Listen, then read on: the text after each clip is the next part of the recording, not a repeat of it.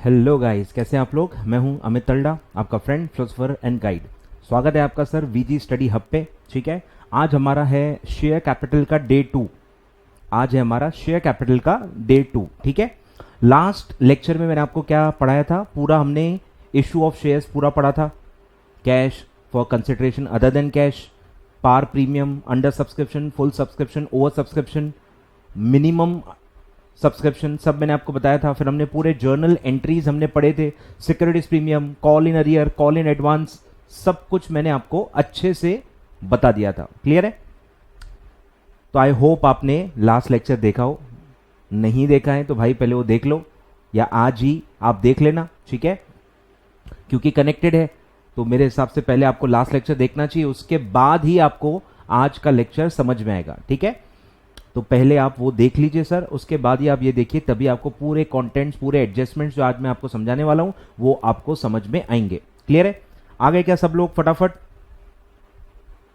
आपको पहले ही कहा था मैंने, 11:15 बजे रेडी रहना है सर, कैलकुलेटर के साथ। ठीक है, 11 बजे ही रेडी रहना है, और डॉट 11 बजे आपका प्रीमियर स्टार्ट होगा, और 5 या 10 मिनट में सब लोगों को ज्वाइन कर लेना है। ठीक है, उसके बाद सर मैं स्टार्ट कर दूंगा, तो बहुत ज़्यादा भी वेट नहीं कर सकते। ठीक है, और फटाफट लाइक दबा दो यार, लाइक दबा दो, थोड़ा एनर्जी आएगी।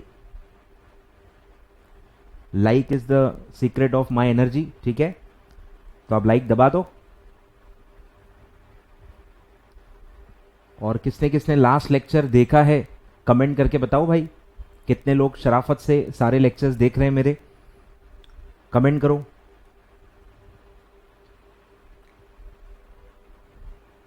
चलिए करें स्टार्ट। तो ये पार्ट में अब हम क्या देखने वाले हैं। ठीक है, ये पार्ट में मैं आपको री इशू पूरा बताऊंगा, उसके जर्नल एंट्रीज पूरे बताऊंगा, और आज हम पूरे एमसीक्यू भी देख लेंगे। ठीक है, तो न्यू सिलेबस वालों का आज issue and forfeiture and re issue के हम एमसीक्यू भी देख लेंगे, और जो थोड़ी बहुत थ्योरी वगैरह बची हुई है वो भी मैं आपको पूरा एक्सप्लेन कर दूंगा। ठीक है, तो आज हम issue, forfeiture and re issue पूरा टॉपिक कंप्लीट करने वाले हैं। क्लियर है? चलिए सर स्टार्ट करते हैं। री इशू ऑफ फॉरफिटेड शेयर। तो सबसे पहली बात, नाम री इशू है, लेकिन ये एक्चुअल में कोई इशू नहीं है। Reissue is a sale of shares. Reissue is a sale of shares. ये लॉ में भी आप पढ़ते हो, इसमें बाकायदा आप केस लॉ भी पढ़ोगे। ठीक है, उस पर केस स्टडी भी आता है कि भाई ये सेल होता है, ये इशू होता ही नहीं है, तो इसका कोई रिटर्न ऑन अलॉटमेंट भरने की जरूरत नहीं पड़ती है। और आप एक केस भी पढ़ोगे जो क्वेश्चन में, मतलब एग्जाम में आता भी है। ठीक है, तो वो सब हम यहां बात नहीं करेंगे। तो शेयर क्या है सर, मतलब फॉरफिटेड शेयर आपके लिए क्या है? Is merely a share available for sale. यह सिर्फ एक ऑलरेडी इशूड शेयर है जो आपके पास अवेलेबल फॉर सेल है। ठीक है, तो इट इज नॉट अलॉटमेंट, ये कोई अलॉटमेंट नहीं है। जब आप फॉरफिटेड शेयर बेच रहे हो, it is not treated as allotment. तो अलॉटमेंट की जो भी फॉर्मेलिटीज होती है वो आपको पूरी करने की जरूरत नहीं होती है। क्लियर है? It's a sale of share. अब जाहिर सी बात है, जब वो अलॉटमेंट है ही नहीं तो प्राइसिंग के नॉर्म्स भी आप पे अप्लाई नहीं होंगे। तो जो गवर्नमेंट ने मना किया है कि भैया आप डिस्काउंट में इशू मत करो, अरे तो इशू है ही नहीं, तो वो डिस्काउंट वाला कंसेप्ट भी यहां पे अप्लाई नहीं होता है। मतलब आप फेस वैल्यू से कम में भी इशू कर सकते हो, मतलब आप फेस वैल्यू से कम में भी इशू कर सकते हो। क्लियर है? मतलब जितने में चाहो कर सकते हो, कम में भी कर सकते हो, एट पार वैल्यू भी कर सकते हो, अबाउ फेस वैल्यू भी आप री इशू कर सकते हो। क्लियर है? तो दिया है कि ये आपको बस डिस्पोज ऑफ करना है, आपको ऑक्शन से या जैसे भी आप बेच सकते हो, आप बेच लो। ठीक है, तो नॉर्मली ऑक्शन से ये बिकता है, ऑक्शन करके आप इसको बेच देते हो। क्लियर है? तो ये दिया है। अब इसमें एक ही बस रूल है, प्राइसिंग का एक ही रूल है।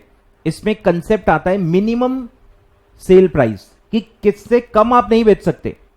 एक मिनिमम प्राइस होती है जिससे कम में आप नहीं बेच सकते वाइल री इशू। क्लियर है? तो वो क्या है कि जितना भी पैसा आपको नहीं मिला था, जितना भी पैसा आपको नहीं मिला था जिसके वजह से आपने फॉरफिट किया था, उतना पैसा कम से कम री इशू पे मिल जाना चाहिए। आ रहा है? एकदम सिंपल लैंग्वेज में बता रहा हूं मैं, एकदम सिंपल लैंग्वेज में बता रहा हूं कि जितना भी पैसा आपको मिला ही नहीं था, मांगने के बाद भी पैसा नहीं मिलता है, इसीलिए हम फॉरफिट करते हैं। तो आपको ये तो पता ही होगा कि कितना पैसा नहीं मिला था, तो कम से कम उतने पैसे आपको मिल जाने चाहिए while sale of forfeited share. वो मिनिमम प्राइस होना चाहिए, उससे कम में आप बेच नहीं सकते। तो ये ध्यान देना, इस पे क्वेश्चन आता है अलग से, आपको डेटा दिया रहेगा कि कोई शेयर है, इतना पैसा मिल गया, इतना पैसा नहीं मिला, और जितना पैसा नहीं मिला है तो वो दिया रहेगा और आपको दिया रहेगा कि हमने फॉरफिट कर दिया है और अब हम रीइश्यू कर रहे हैं। तो बताइए मिनिमम प्राइस क्या होगी? तो मिनिमम प्राइस क्या होगी? जितना भी अमाउंट नहीं मिला है, अगर 10 का शेयर है, 4 रुपए मिल गए, 6 रुपए नहीं मिले थे इसलिए हमने फॉरफिट किया, तो अब रीइश्यू करते कितना मिनिमम प्राइस होगा? 6 रुपए। मिनिमम 6 रुपए में अब आपको इशू करना पड़ेगा, ताकि क्या हो, इंटेंशन क्या है इसका कि जो पहले मिले थे और जो अब मिल रहे हैं ये दोनों मिला के फेस वैल्यू मिल जानी चाहिए। इंटेंशन क्या है? जो पहले मिले थे, पहले कितने मिले थे? 4 रुपए। वो 4 रुपए और अब जो मिनिमम आपका सेलिंग प्राइस होगा 6 रुपए, ये मिला के 10 रुपए हो जाएंगे। यही इंटेंशन है, यही उसका लॉजिक है कि जितना पहले नहीं मिला था अभी उतना कम से कम मिल जाना चाहिए। क्लियर है? ध्यान देना, अब इसमें कोई प्रीमियम का लेना देना नहीं है। पहले प्रीमियम नहीं मिला था तो आपने तो कैंसिल कर दिया होगा। कनेक्ट करो, लॉजिक समझो। पहले अगर आपको प्रीमियम मिल गया था तो वो तो मिल गया ना, वो तो सिक्योरिटीज प्रीमियम में चले गया। और जो अगर सिक्योरिटीज प्रीमियम नहीं मिला था तो फॉरफिट करते समय तो कैंसिल हो गया होगा, तो वो तो वैसे भी इग्नोर हो गया होगा। तो प्रीमियम का कोई लेना देना ही नहीं है। मिला होगा तो भी प्रीमियम सिक्योरिटीज प्रीमियम में चले गया होगा, नहीं मिला होगा तो आपने कैंसिल कर दिया होगा, बात खत्म। इसमें कोई भी प्रीमियम का लेना देना है ही नहीं। क्लियर है? चलिए, तो एक ही रूल है, ध्यान दो। रूल क्या है सर? रूल क्या है? What is the minimum selling price? क्या होगा minimum selling price? Amount not received earlier. Amount not received earlier. अब इसको आप बहुत ही अलग अलग तरह से सोच सकते हो। जितना सोचोगे, मतलब जितना आपको हजम हो उतना ही सोचना, ज्यादा कंफ्यूजन क्रिएट मत करना। सिंपल इतना ही रोल है कि जितना नहीं मिला था उतना आपको कम से कम मिलना चाहिए। क्लियर है? तो काम काम की चीजें मैं पहले बताऊंगा। क्लियर है? चलिए, फिर है, ये लाइन कट कर देना, सॉरी ये नहीं, ठीक है। अब ट्रीटमेंट पे आते हैं। फॉर एग्जाम्पल, अब इसमें क्या क्या पॉसिबिलिटीज हैं, ध्यान दो। पॉसिबिलिटीज क्या क्या हैं, तो मैंने आपको पूरा टेबल दिया है, ध्यान दो। पॉसिबिलिटी क्या है? पहले आपने री इशू पार पे किया था, सॉरी इशू आपने पहले पार पे किया था। अब जो री इशू हो रहा है ये फॉर एग्जाम्पल लॉस में हो रहा है। लॉस में हो रहा है, इसका क्या मतलब है कि आप फेस वैल्यू से कम में इशू कर रहे हो, लेस देन फेस वैल्यू। तो मैंने इसमें आपको वैल्यूज देके एग्जाम्पल दिया है, ध्यान दो, सबको समझ में आ जाना चाहिए। तो आपने पहले इशू किया था 10 में एट पार, फिर आपने फॉरफिट किया 5 रुपए, मतलब 5 रुपए मिल गए थे और बचे हुए 5 रुपए नहीं मिले। 5 रुपए मिल गए थे और 5 रुपए नहीं मिले थे, इसलिए आपने फॉरफिट कर दिया। और अब आपने री इशू कितने में किया है? 7 रुपीज। अब इतने से ही डेटा में मुझे बता दो कि यार मिनिमम सेलिंग प्राइस क्या होगी, मिनिमम सेलिंग प्राइस क्या रही होगी, बताओ। 5 रुपए आपको मिल गए थे और कितने नहीं मिले थे? 5 रुपए। तो मिनिमम सेलिंग प्राइस क्या होगा? 5 रुपए। वो मिनिमम है, उससे ज्यादा में आप इशू कर सकते हो, जो कि अभी हुआ है। कितने में बेचा है? 7 रुपए में। तो 5 मिनिमम सेलिंग प्राइस थी और आपने 7 रुपए में बेचा है। लेकिन अब आपको जब लॉस, या आप वो जो निकालोगे कि ये री इशू काय पे है, री इशू लॉस पे कब माना जाएगा? जब फेस वैल्यू से कम में है। फेस वैल्यू तो अभी भी 10 रुपए ही है, 10 की चीज आप 7 में दे रहे हो, चीज वो 10 रुपए की ही है। बात को समझो, आपको 5 मिल गए थे, इसका मतलब ये नहीं कि वो 5 की है, वो फेस वैल्यू 10 ही है। 10 की चीज अगर आप 7 में बेचोगे तो 3 रुपए का तो लॉस होगा ही ना। एकदम प्लेन लैंग्वेज में ऐसे ही पढ़ना है कि 10 की चीज 7 में बेच रहे हैं तो 3 का लॉस है। अब ये लॉस का क्या होगा? ट्रीटमेंट। तो ये लॉस एब्जॉर्ब होगा उन्हीं पैसों में से जो आपको मिल गए थे, जो आपने फॉरफिटेड शेयर अकाउंट में डाले थे, जिसको आप प्रॉफिट मान रहे थे। तो फॉरफिट करते कुछ प्रॉफिट हुआ, अब री इशू कर रहे हो तो उस पर लॉस हो रहा है, वही शेयर्स है ना, तो उसी प्रॉफिट में से आप एब्जॉर्ब कर लो। तो पहले आपको 5 रुपए मिल गए थे, वो फॉरफिटेड शेयर्स अकाउंट में आपने ट्रांसफर किए थे, उसी में से ये 3 रुपए का लॉस आप एब्जॉर्ब कर लो। सर फिर भी 2 रुपए बच गए, फिर भी 2 रुपए तो बच गए। 5 का प्रॉफिट था पहले, 3 का ही लॉस एब्जॉर्ब हो गया। इन स्पाइट ऑफ दैट 2 रुपए तो अभी भी बच गए, और अब तो ये री इशू भी हो गया। अब थोड़ी कोई फ्यूचर में और लॉस आने वाला है, अब थोड़ी कोई और लॉस आने वाला है। अब ये 2 रुपए का प्रॉफिट तो आखिरी तक रहेगा। अब सर इसका क्या होगा? तो ये हम ट्रांसफर कर देंगे कैपिटल रिजर्व में। आफ्टर री इशू, आफ्टर री इशू अगर कुछ बचता है तो वो ट्रांसफर होता है कैपिटल रिजर्व में। क्लियर है? तो 2 लाइन मैं आपको फटाफट देखो समझा देता हूं जो ट्रीटमेंट में है। जो जो जैसे जैसे बता जाऊंगा मैं अंडरलाइन करके आपको रीड करवाते जाऊंगा, बिल्कुल भी घबराए ना, पंच वर्ड सारे कवर होंगे। तो पहले देखो मैंने बताया कि व्हेन शेयर्स आर री इशूड एट अ लॉस, जो हमारा पहला सिनेरियो है, टेबल में हेडिंग पढ़ी आपने, ठीक है, तो यही वाला सिचुएशन हम पढ़ रहे थे। तो अगर आपने री इशू लॉस में किया तो इस लॉस को एब्जॉर्ब कहां से करोगे, तो वो दिया है this loss has to be absorb from forfeited share account, तो ये फिल इन द ब्लैंक आता है आपको, क्लियर है। अब आगे बढ़ते हैं कि लॉस एब्जॉर्ब करने के बाद भी कुछ बच गया तो वो कहां जाएगा, कैपिटल रिजर्व में, ये दिया है उसी के नीचे। If loss on reissue is less, loss कम है, फॉरफिटेड शेयर में जो आपको अमाउंट मिल गया था वो ज्यादा है, जो कि इस केस में भी हुआ है, लॉस 3 रुपए है, मिला कितना था पहले पैसा 5 रुपए, तो लॉस कम है as compare to the amount received, वो हमेशा कम ही रहता है, वो हमेशा कम ही रहेगा, या एट द मैक्स वो इक्वल रहेगा। लॉस कभी भी अमाउंट जो मिल चुका है उससे एक्सीड हो ही नहीं सकता, हो ही नहीं सकता। आ रहा है कुछ समझ में, क्यों सर, क्योंकि जितना नहीं मिला था, पहले पैसा जो नहीं मिला था, आप मिनिमम उतने पे इशू कर ही रहे हो ना, कुछ समझ में आ रहा है। तो ये लॉस के एंगल से भी आप सोच सकते हो, ठीक है। तो loss is less than the amount forfeited, ठीक है, तो वो फाइनल जो नेट प्रॉफिट होगा वो आप कहां ट्रांसफर कर दोगे, कैपिटल रिजर्व अकाउंट, क्लियर है। तो अब मैं कुछ एग्जांपल देता हूं फटाफट, तो आपको समझ में आ जाएगा, ठीक है। देखो तो ये सिचुएशन थी, ठीक है, लॉस कितना आएगा, लॉस निकलता है फेस वैल्यू से, लॉस कैलकुलेट जब करना होगा तो फेस वैल्यू से निकालना पड़ेगा कि कितने का है, 10 रुपए का ही है, साथ में आप रीसेल कर रहे हो तो 3 रुपए का लॉस होगा, और ये लॉस आप फॉरफिटेड अमाउंट से माइनस करोगे तो 5 माइनस 3, तो नेट प्रॉफिट आएगा 2 रुपए, और वो 2 रुपए कहां ट्रांसफर होगा, कैपिटल रिजर्व अकाउंट, क्लियर है। अब इसमें कोई सिक्योरिटीज प्रीमियम का कोई लेन देन नहीं है, ठीक है, इसका क्या रेलेवेंस है मैं आपको आगे बताऊंगा। तो सिंपल सिचुएशन समझ में आ गई कि आपने पार पे इशू किया था, री इशू आप लॉस पे कर रहे हो, तो जो भी लॉस है वो आप फॉरफिटेड शेयर्स अकाउंट में से माइनस कर लो, अगर कुछ बच गया तो वो ट्रांसफर कर दो कैपिटल रिजर्व अकाउंट में, आपका फॉरफिटेड शेयर अकाउंट बंद हो जाएगा, आपका फॉरफिटेड शेयर अकाउंट बंद हो जाएगा। अब मुझे सर जर्नल एंट्री भी बता दो, चलो जर्नल एंट्री पढ़ते हैं अभी, बोलो जर्नल एंट्री क्या होगी, काई की, री इशू की, री इशू की जर्नल एंट्री क्या होगी, बोलो। री इशू में क्या हो रहा है, बेच ही तो रहे हैं, पैसा ही आ रहा है और शेयर ही दे रहे हैं, इशू ऑफ शेयर जैसी ही एंट्री है, इशू ऑफ शेयर जैसी ही एंट्री है, क्लियर है। बोलो पैसा आएगा बैंक अकाउंट डेबिट, कितने में सेल किया, 7 रुपए, तो 7 रुपए आ जाएंगे, और आप शेयर दे रहे हो तो 2 इक्विटी शेयर कैपिटल कितने का दोगे, फेस वैल्यू पे ही दोगे, बस 3 रुपए का देखो लॉस है, वो लॉस क्या करेंगे, डेबिट, और वो कहां से लॉस एब्जॉर्ब होगा, डायरेक्टली उसी अकाउंट को माइनस कर लो, डेबिट कर लो, तो नाम आएगा फॉरफिटेड शेयर अकाउंट, ठीक है। तो यहां मैं डायरेक्टली डेबिट कर रहा हूं फॉरफिटेड शेयर अकाउंट 3 रुपए, तो अपने आप वो माइनस हो जाएगा।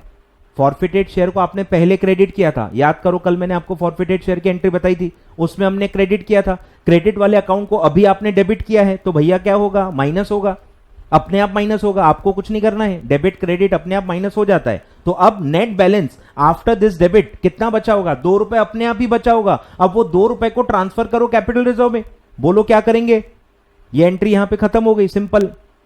अब जो 2 रुपए का क्रेडिट बैलेंस अभी भी पड़ा है, जो 2 रुपए का बैलेंस अभी भी पड़ा है, उस अकाउंट को बंद करना है। क्रेडिट वाले अकाउंट को बंद कैसे करोगे, ये ट्रांसफर एंट्री है, इट्स नॉट अ ट्रांजैक्शन, पैसा कहीं जा नहीं रहा, हम बस एक अकाउंट को बंद कर रहे हैं क्योंकि उसका रेलेवेंस खत्म हो गया है और उसको कैपिटल रिजर्व में ट्रांसफर कर रहे हैं। तो फॉरफिटेड शेयर में अभी भी 2 रुपए का क्रेडिट बैलेंस है, बंद करने के लिए क्या करेंगे, डेबिट। तो forfeited share account debit, forfeited share account debit कितने से, 2 रुपए, और 2 कहां ट्रांसफर करना है सर, कैपिटल रिजर्व, कहां क्रेडिट करना है, कैपिटल रिजर्व। ऐसे 2 एंट्री पास होते हैं आपके रीइशू में, क्लियर है। रीइशू की एंट्री होगी, लॉस एब्जॉर्ब हो जाएगा, अगर है तो, लॉस है तो एब्जॉर्ब करना है, लॉस नहीं है तो कोई बात नहीं है, कोई दिक्कत नहीं है, ठीक है। और जो भी नेट बैलेंस बचेगा, जो भी नेट बैलेंस बचेगा फॉरफिटेड शेयर्स में, वो रीइशू के बाद फॉरफिटेड शेयर बंद करके कैपिटल रिजर्व में ट्रांसफर कर लेंगे, क्लियर है। तो ये 2 एंट्री पास होती है, तो ये जर्नल एंट्रीज मैंने आपको समझा दी, क्लियर है, क्लियर है क्या, क्लियर है, क्लियर है। चलो आगे बढ़ते हैं। अब है इशू एट पार, री इशू एट प्रीमियम, ध्यान दो, इशू एट पार तो उसका कोई दिक्कत नहीं है। री इशू लेकिन प्रीमियम पे हो रहा है, मतलब फेस वैल्यू से भी ऊपर में हो रहा है। अब जब मैं प्रीमियम पे री इशू कर रहा हूं, क्या मेरा कोई लॉस हुआ है? अरे भाई प्रीमियम पे इशू हुआ है तो प्रॉफिट है, लॉस तो हुआ ही नहीं ना। मतलब जो प्रीमियम होगा वो तो सिक्योरिटीज प्रीमियम में जाएगा अभी भी, सेम इज द रूल, ठीक है। वो भी ध्यान दो कि अगर आप री इशू, ध्यान दो, अगर आप री इशू करते वक्त फेस वैल्यू से ज्यादा में इशू कर देते हो तो वो ऊपर का अमाउंट अभी भी सिक्योरिटीज प्रीमियम में ही जाएगा। क्लियर है? ध्यान दो, ये ध्यान दो, ये वाला है। इफ री issued amount and forfeited amount, अच्छा ये नहीं, ये सॉरी, ये गलत तार को छू लिया, करंट लग गया, सॉरी, ये वाला है। If shares are reissued at a price which is more than the face value of the shares, clear है, the excess amount will be credited to securities premium, वो अभी भी सिक्योरिटीज प्रीमियम में ही जाएगा। अब इसका मतलब क्या है, बस आप वो समझो कि आपने 10 का, इधर एग्जाम्पल मैंने दिया है, देखो 12 में इशू किया तो 2 रुपए तो ऊपर के आप सिक्योरिटीज प्रीमियम में डालोगे और 10 का तो आप शेयर दे ही रहे हो, यानी लॉस हुआ ही नहीं ना। आपको ध्यान देना है लॉस का, क्योंकि हमारे पास कुछ पैसा पड़ा है फॉरफिटेड शेयर में, हमको बस यही देखना है कि लॉस तो नहीं हुआ है। लॉस हुआ है तो एब्जॉर्ब कर लेंगे, यहां लॉस हो ही नहीं रहा, आपने रीइश्यू प्रीमियम पे किया है तो लॉस है ही नहीं। क्लियर है? तो जो भी 5 रुपए आपको मिल गए थे फॉरफिटेड शेयर में, पूरा का पूरा जो 5 रुपीज है that has to be transfer to capital reserve, बस ये समझना है, ठीक है। तो ध्यान दो, लॉस ऑन रीइश्यू क्या है? 0। पहले सोचना है, लॉस के बारे में सोचना है, क्योंकि वो एब्जॉर्ब करना है हमको फॉरफिटेड शेयर से। इस केस में लॉस है ही नहीं, ठीक है। तो कैपिटल रिजर्व में कितना ट्रांसफर होगा? पूरा का पूरा, कितना मिला था? 5 रुपए, पूरा का पूरा 5 रुपए आप ट्रांसफर कर दो कैपिटल रिजर्व अकाउंट में। एंट्री पूरी की पूरी सेम है, फॉरफिटेड शेयर डेबिट, बस अमाउंट बदल जाएगा 5 रुपीज, अमाउंट बदल जाएगा 5 रुपीज और टू कैपिटल रिजर्व आएगा 5 रुपीज, तो फॉरफिटेड शेयर अकाउंट बंद हो जाएगा। अब यहां आएगा देखो सिक्योरिटीज प्रीमियम, ठीक है। तो सिक्योरिटीज प्रीमियम कितना जाएगा? 12 माइनस 10, तो एक्सेस जो है फेस वैल्यू के अबव वो 2 रुपीज अभी भी आपका सिक्योरिटीज प्रीमियम में भी जाएगा। अब मुझे बताओ सर एंट्री क्या होगी? ऊपर ऊपर से फटाफट बता देता हूं, बोलो। बैंक डेबिट होगा, कितने में रीइश्यू किया? 12 रुपए सर, पूरे 12 रुपए बैंक में आएंगे। आप शेयर दे रहे हो तो to equity share capital face value पे ही आएगा, फेस वैल्यू पे ही आएगा, ठीक है। 10 रुपीज और 2 रुपीज जाएगा सिक्योरिटीज प्रीमियम, तो ये हमने ट्रीटमेंट दे दी, ऊपर का पैसा प्रीमियम में डाल दिया। अब देखो इस एंट्री में लॉस तो है ही नहीं, मतलब फॉरफिटेड शेयर अकाउंट से कुछ भी सेट ऑफ नहीं करना है, पूरा का पूरा ट्रांसफर कर दो। बोलो, forfeited shares account debit 5 rupees to capital reserve account 5 rupees, ऐसे आपकी 2 एंट्री पास होगी। क्लियर है? क्लियर है? चलिए,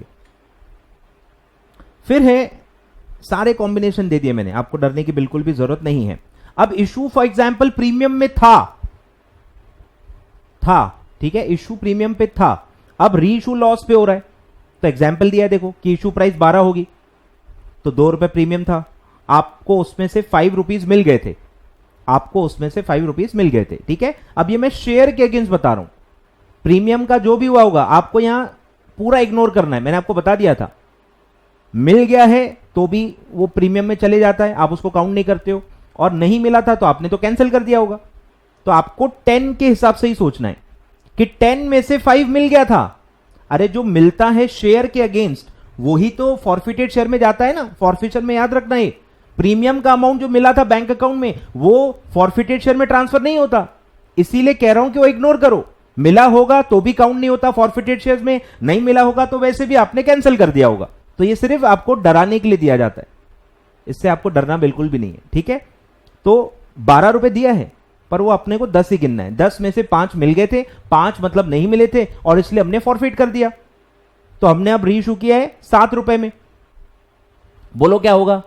10 का 7 में दिया, ओरिजिनल इशू प्रीमियम पे था भैया, री इशू तो लॉस पे ही है ना। 10 का शेयर आपने 7 में दिया तो लॉस कितना हुआ? 3 रुपए, बरोबर लॉस है इस केस में, दिया है लॉस, री इशू क्या है? 3 रुपीज, और ये फिर से आप कहां से माइनस करोगे? फॉरफिटेड शेयर से। 5 रुपए वहां था, उसमें से 3 लॉस माइनस किया तो 2 रुपए कहां जाएंगे? Capital reserve account. 2 rupees will be transfer to capital reserve account. Clear है? और सिक्योरिटीज प्रीमियम कुछ भी नहीं है क्योंकि री इशू लॉस पे हुआ है, री इशू लॉस पे हुआ है तो प्रीमियम कहां से आएगा? ओरिजिनल प्रीमियम आपका कोई काम का है नहीं, वो तो मर गया, वो तो मर गया, वो गया, उसका भी आपको कोई लेना देना नहीं है। पैसे मिल गए होंगे तो प्रीमियम में चले गए होंगे, नहीं मिले होंगे तो आपने कैंसिल करके बंद कर दिया होगा। ठीक है, ये प्रीमियम कौन सा है? री इशू वाला।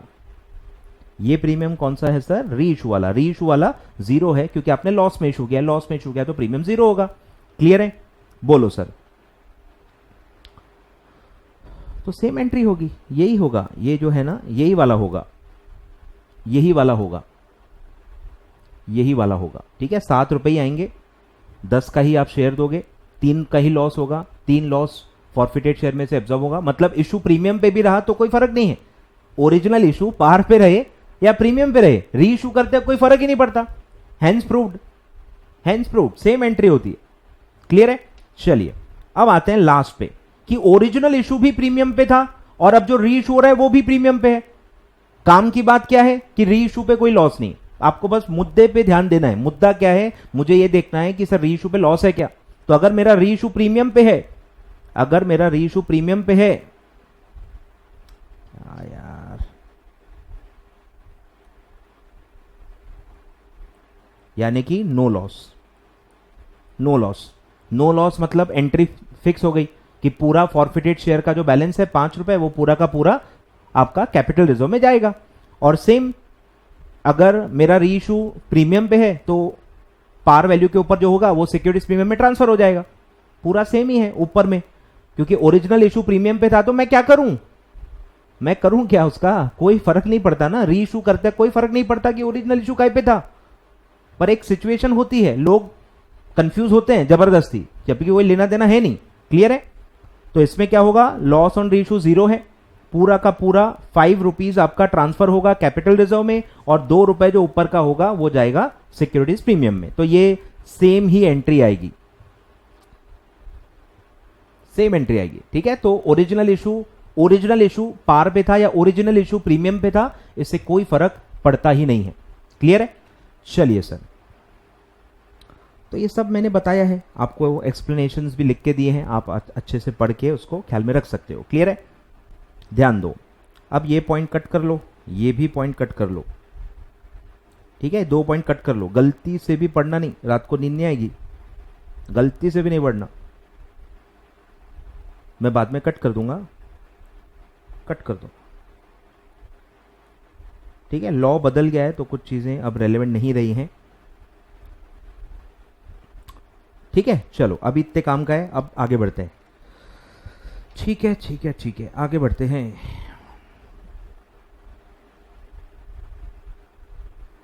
चलिए अब हम कुछ एमसीक्यू देख लेते हैं। चलिए सर एमसीक्यू देख लेते हैं, फिर उसमें एक मैं सिचुएशन बताऊंगा पार्ट री इशू, फिर तब मैं एक आध लाइन यहां से रीड करवाऊंगा आपको, तब वो अप्लाई होगी।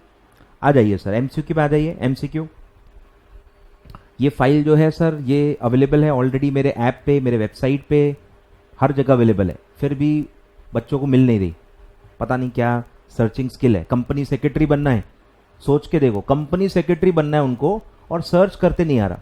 सीखो सीखो, गूगल है आपके पास, इतने सारे टेक्नोलॉजीज हैं, आप सीख सकते हो सर। इंटेंशन अच्छा होना चाहिए, बस इंटेंशन अच्छा होना चाहिए। गूगल करके भी ढूंढ सकते हो आप चीजें।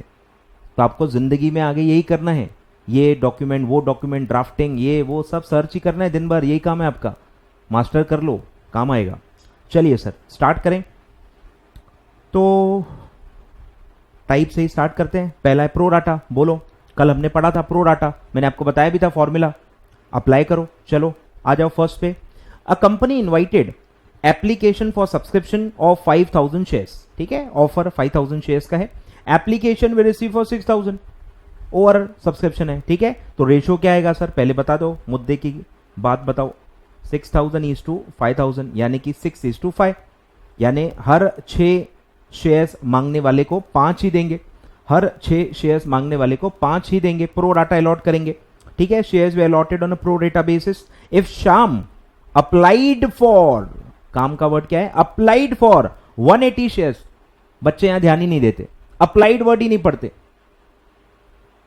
और उसको अलॉटेड समझ के कैलकुलेट करते हैं, फिर बोलते हैं सर आंसर नहीं आ रहा। ग्रामर पकड़ना है सर, इसको मैं ग्रामर ही बोलूंगा और क्या कहूं, पंचवर्ड पकड़ना है कि ये अप्लाइड है, ये अप्लाइड है। पूछा क्या है कि अलॉटेड कितना है बताओ, बस बेस कन्वर्ट करना है सर। क्या फॉर्मूला बताया था, बोलो। 180 क्या है, अप्लाइड, अप्लाइड को अप्लाइड से डिवाइड करो। ये जो रेशियो आपने निकाला है 6:5, इसमें 6 क्या है? अप्लाइड, और 5 क्या है? अलॉटेड। तो सेम बेस को डिवाइड करो, 180 अप्लाइड है तो मैंने 6 अप्लाइड से डिवाइड किया और मैंने 5 से मल्टीप्लाई कर दिया। बोलो कितना आएगा? वो आएगा 150 शेयर्स। इससे भी कोई आसान चीज आपको आती होगी, आप वो भी कर सकते हो। मैथ से भाई जैसा समझ में आता है वैसा करो, कोई भी दिक्कत नहीं है, कोई भी दिक्कत नहीं, बस आंसर ला लो यार, और कोई भी रिक्वायरमेंट नहीं है। क्लियर है? तो 150 शेयर्स मतलब उसको हमने अलॉट किए होंगे, 150 शेयर्स हमने उसको अलॉट किए होंगे। ये फॉर्मूला बस आपको ध्यान रखना है। क्लियर है? आ रहा है सबका? थम्स अप दिखाओ भाई, कमेंट करो आया कि नहीं आया, कितना आ रहा है, गलत आ रहा है तो कितना आ रहा है वो भी बताओ, तो मैं आपको बताऊंगा क्या गलती कर रहे हो आप। कमेंट करो फटाफट। चलिए 150 आई होप आपका आ रहा है। चलिए सेकेंड क्वेश्चन पे आते हैं। Supreme limited has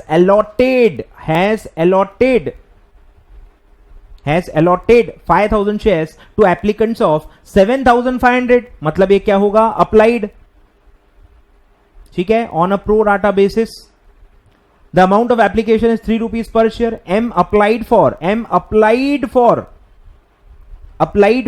600 shares. The number of shares allotted to M will be, वो निकालना है, and the amount carried forward for adjustment towards allotment money from M will be। बोलो, तो पहले तो आप allotted निकालो, पहले रेशो बताओ मुझे सर क्या होगा। अप्लाइड कितना है सर? 7500, allotted कितने हैं? 5000। क्या रेशो होगा? जैसा लेना है ले लो, 2 0 कैंसिल कर दो, 75:50 ले लो, कोई दिक्कत नहीं है। इसको और डिवाइड करना है और डिवाइड कर लो, कोई भी दिक्कत नहीं है, इट्स कंप्लीटली फ्लेक्सिबल। क्लियर है? मैं 75:50 ले लेता हूं। बोलो, अब आपको दिया है कि M ने अप्लाई किया था 600 और आपसे पूछा है कितना अलॉट हुआ होगा। बोलो सर फॉर्मूला, 600 अप्लाइड है तो इसको अप्लाइड से डिवाइड करो। मेरे रेशो में अप्लाइड क्या है? 75, और अलॉटेड निकालना है तो अलॉटेड से मल्टीप्लाई कर लो। बोलो कितना आएगा? तो ये आएगा 400 शेयर्स। 400 एक ही में है। इसका ये मतलब नहीं कि मैं आपको कैरी फॉर्ड वाला बताऊंगा नहीं, कैरी फॉर्ड वाला भी निकाल लेते हैं, ये तो सेम है ऊपर जैसे था। एक स्टेप बस और आपसे पूछा हुआ है। बोलो कैरी फॉरवर्ड कितना होगा, एक्सेस मनी कितना है वो आपसे पूछा है। तो इसने जब 600 था ना, हाँ, इसने जब 600 के लिए अप्लाई किया तो कितना पैसा दिया होगा? 600 पे 3 रुपीज दिया था, 1800। हमने अलॉट किया कितना? 400, उस पे 3 रुपए मैंने एडजस्ट कर लिए होंगे, उसके शेयर दे दिए होंगे, 1200 रुपए एडजस्ट हो गए होंगे। तो एक्सेस कितना है? 600 रुपीज, जो मैं अलॉटमेंट मनी के अगेंस्ट कैरी फॉरवर्ड करूंगा। या आप डायरेक्टली भी निकाल सकते हो, डायरेक्टली भी निकाल सकते हो कि कितनी गैप है शेयर्स में? 200, 600 के हिसाब से उसने पैसे दिए, मैंने अलॉटमेंट कितना एडजस्ट किया होगा? 400, तो 200 शेयर्स पे 3-3 रुपए एक्स्ट्रा दिए। डायरेक्टली भी निकाल सकते हो, कोई भी दिक्कत नहीं है ही नहीं दिक्कत। मैथ से भाई जैसा निकालना है निकालो। और सेकंड क्या होगा? Applied minus allotted, excess shares कितने अप्लाई किए इनटू एप्लीकेशन मनी, ये भी डायरेक्टली 600 आप निकाल सकते हो। मैथमेटिक्स है सर, कोई दिक्कत नहीं है, जैसा समझे वैसा निकालो। ठीक है, तो आंसर क्या होगा? 400 shares and the amount carried forward will be 600। आ रहा है सबका? कमेंट करो फटाफट।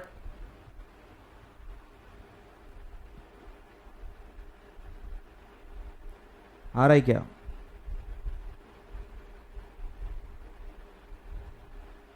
चलिए बढ़े आगे। अब ये मैं थोड़ा लास्ट में करवाता हूं, भारी जाएगा। इजी वाले फटाफट पहले निपटा लेते हैं। चलिए, डिविडेंड के क्वेश्चंस हैं। डिविडेंड मैंने आपको बता दिया, डिविडेंड काय पे होता है sir? Paid up share capital. Directly आपको पेड अप शेयर कैपिटल दिया हुआ है तो डायरेक्टली आप मल्टीप्लाई करके आंसर निकाल सकते हो।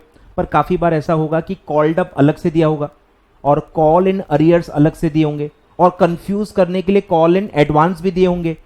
तो आपको पेड अप कैपिटल निकालना है। पेड अप कैपिटल का हम फॉर्मूला पढ़ चुके हैं, called up minus call in arrear is equal to paid up capital. Clear है? बोलो sir, following are the information relating to G limited.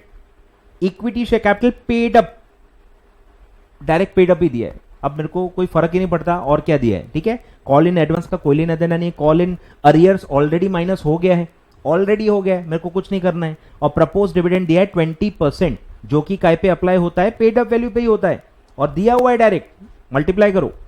ऐसे क्वेश्चन आते नहीं लेकिन ना एग्जाम में खुश नहीं होना, ऐसे क्वेश्चन अब इस दुनिया में आते नहीं हैं। ऐसे ही बुक्स में दिए हैं तो मैं भी करवा रहा हूं सर, पर आप एक्सपेक्ट मत करना कि इंस्टीट्यूट ऐसा मजाक आपके साथ करेगा। क्लियर है? चलिए 57,000 आएगा, डायरेक्टली पेड अप वैल्यू दिया है, प्रपोज डिविडेंड भी दिया है, सेम बेस पे है, आप मल्टीप्लाई कर सकते हो। क्लियर है? आ रहा है क्या सबका? अब देखो यहां पे बेस कन्वर्ट करना पड़ेगा। इस टाइप के क्वेश्चन फिर भी हो सकता है आ जाए, बट ये भी काफी इजी है। बोलो, इक्विटी कैपिटल का पेड कॉल्ड अप वैल्यू दिया है 5 lakh rupees, called up value दिया है 5 लाख रुपीज। अब दिया है अरियर्स, अरियर माइनस हुआ ही नहीं होगा क्योंकि कॉल्ड अप है, बेस कॉल्ड अप है, मतलब अरियर माइनस नहीं हुए। कॉल इन एडवांस का भैया कोई लेना देना ही नहीं है,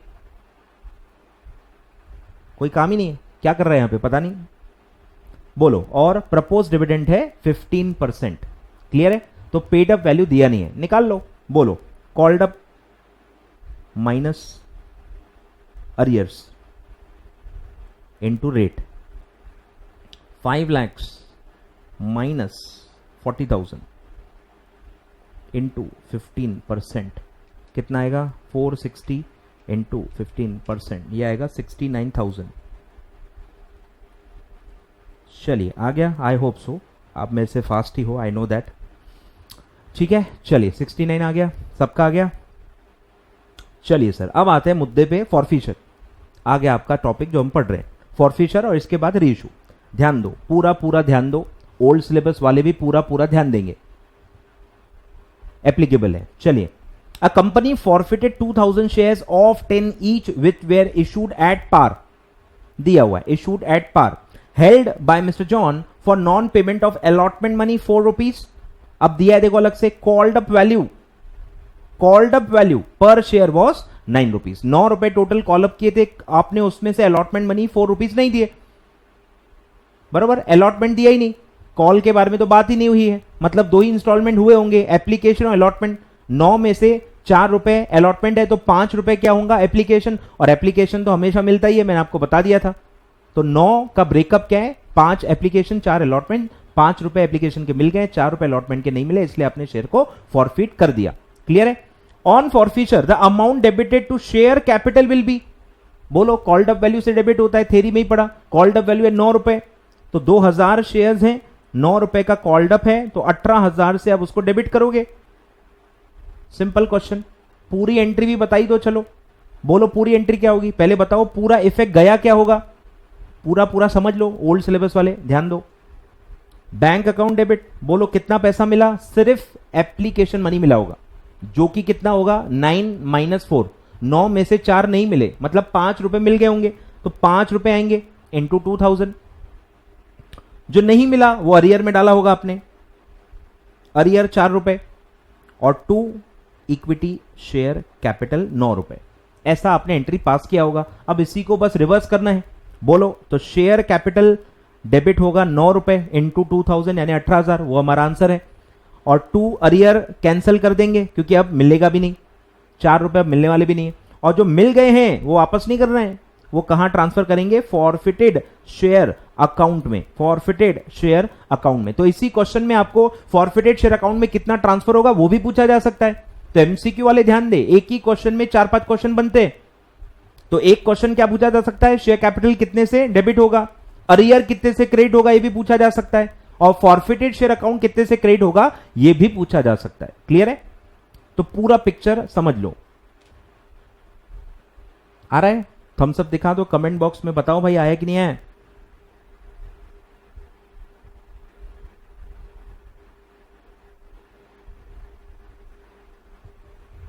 कमेंट करो, कमेंट करो।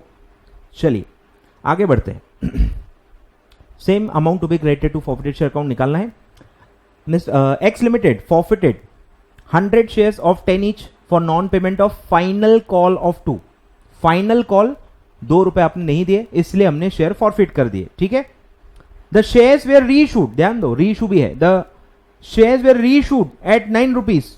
अब मुझे पहले बताओ, 10 का शेयर है, पार पे इशू होगा, कुछ नहीं लिखा है तो पार पे एज्यूम करेंगे। 10 का शेयर है, 2 रुपए नहीं मिले, तो कितने मिल गए होंगे? 8 रुपए, 8 रुपए मिल गए होंगे। तो वो 8 रुपए कहां ट्रांसफर करेंगे? फॉरफिटेड शेयर अकाउंट, बरोबर। तो पूछा है how much was credited to share forfeiture, मतलब री इशू का पूछा ही नहीं है, री इशू का एक्चुअली पूछा ही नहीं है, आपको फॉरफिटेड का ही पूछा है। तो 10 में से 8 रुपए रिसीव हो गए हैं और 2 रुपीज नॉट रिसीव्ड, तो बोलो क्या होगा? फॉरफिचर की एंट्री क्या करूंगा? इक्विटी शेयर कैपिटल डेबिट, बोलो पूरा 10, कॉल्ड अप पूरा 10 होगा, फाइनल कॉल भी कॉल हो गई है, मतलब फुल्ली कॉल्ड अप होगा, तो 10 रुपए का कैपिटल बुक्स में रिकॉग्नाइज हो गया होगा, तो 10 रुपए मैं कैंसिल करूंगा कैपिटल। जो नहीं मिला है वो आपने अरियर में ट्रांसफर किया होगा, जो नहीं मिला है वो अरियर में ट्रांसफर किया होगा, तो अरियर, कॉल्स इन अरियर को मैं क्रेडिट करके उसको बंद कर दूंगा 2 रुपए फाइनल कॉल के, और जो मिल गया है वो मैंने ट्रांसफर किया होगा फॉरफिटेड शेयर अकाउंट। तो 8 रुपए मतलब मैंने ट्रांसफर किए होंगे, 8 रुपए इंटू 100 शेयर यानी कि 800 रुपए, 2 जीरो ऐड कर दो, 100 शेयर्स हैं, तो आपका यहीं के यहीं आंसर आ जाएगा। क्लियर है? तो ये होगा। अब सर री इशू का भी बता ही दो, री इशू का भी बता ही दो। क्या लिखा है? री इशू हो रहा है 9 रुपीज में, 10 का शेयर 9 में दे रहे हो, बोलो क्या होगा? लॉस आएगा, लॉस 10 माइनस 9 1, ये लॉस कहां से एब्जॉर्ब होगा? Securities premium, sorry forfeited share, बोलो। तो कैपिटल रिजर्व में कितना ट्रांसफर होगा? फॉरफिटेड शेयर का बैलेंस था 800 माइनस लॉस कितना है? 1 रुपी पर शेयर इंटू 100, तो 100 रुपीज, तो 700 जो नेट प्रॉफिट है वो आप ट्रांसफर करोगे to capital reserve account. Clear है? तो ये क्वेश्चन भी आ सकता है कि बताओ कैपिटल रिजर्व में कितना ट्रांसफर करेंगे। ठीक है, तो एक ही क्वेश्चन में 3-4 क्वेश्चन आपसे पूछे जा सकते हैं, मैंने आपको सारे पॉसिबिलिटीज बता दिए।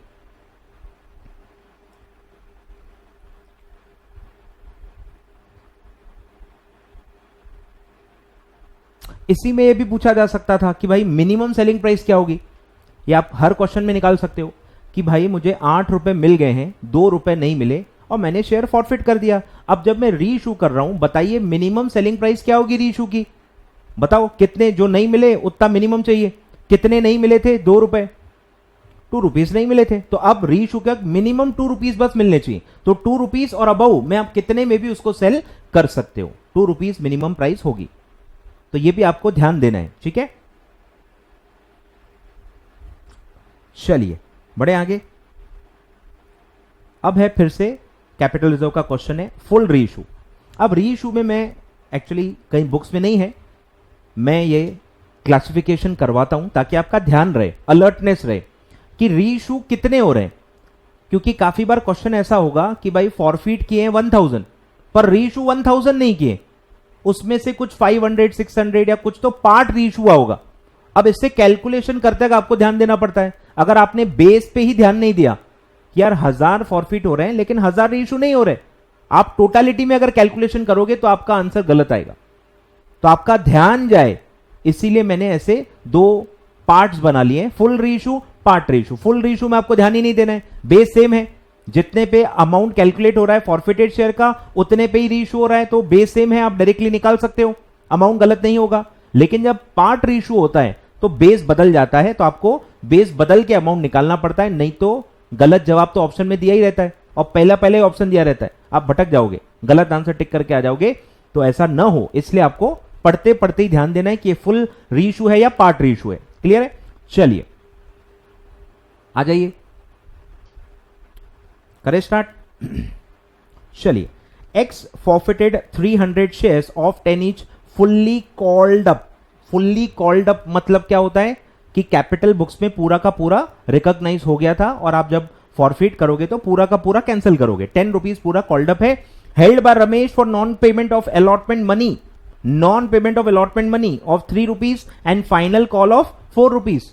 बोलो 3 और 4 7 रुपए नहीं दिए, मतलब कितने मिल गए होंगे एप्लीकेशन पे? 3 रुपए बैलेंसिंग फिगर। ठीक है, ये भी काफी बच्चों को नहीं जमता, तो ये आदत डाल लो ऐसे सोचने की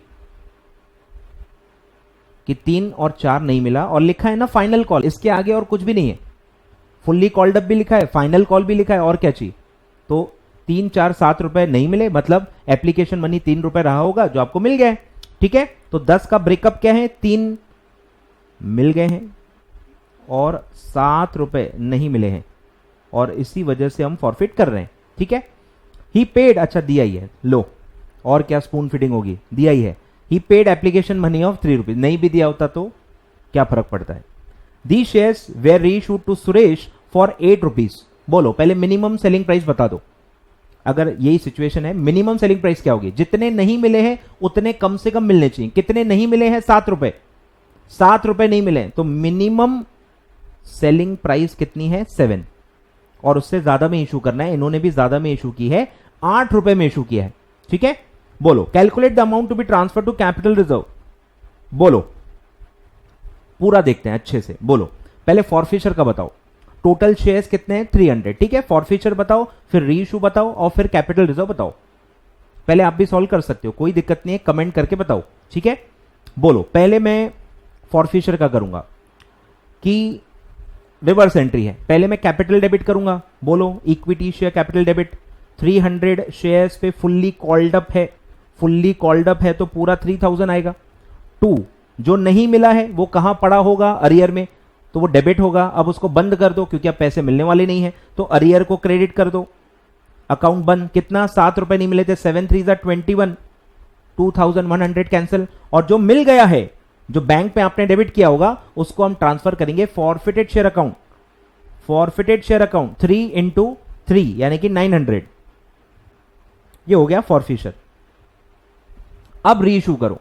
बोलो रीइश्यू कर रहे हैं 10 का 8 में, यानी 2 रुपए का लॉस है, ठीक है। बोलो बैंक अकाउंट डेबिट 300 पूरा रीइश्यू कर रहे हैं, फुल रीइश्यू है, ठीक है। 300 इंटू 8, 3 8 24, 2400 आपको रिसीव होंगे। अब जो नहीं रिसीव हो रहे हैं 2 रुपए, 2 इंटू 3 600, वो 600 आपका लॉस है, फॉरफिटेड शेयर अकाउंट में डेबिट करो और आप शेयर दे दो, सेल कर दो। Equity share capital 300 into 10 3000। बोलो तो ये हो गया रीइश्यू। अब निकालो कैपिटल रिजर्व में कितना ट्रांसफर होगा। बोलो सॉरी, कैपिटल रिजर्व में कितना होगा, बोलो। फॉरफिटेड शेयर में था 900, फिर आपने डेबिट किया 600, तो बचा होगा 300, और ये ट्रांसफर होगा कैपिटल रिजर्व। क्लियर है, एकदम क्लियर है, ठीक है। लिखो और आया क्या बताओ, कमेंट करो, आया क्या कमेंट करो।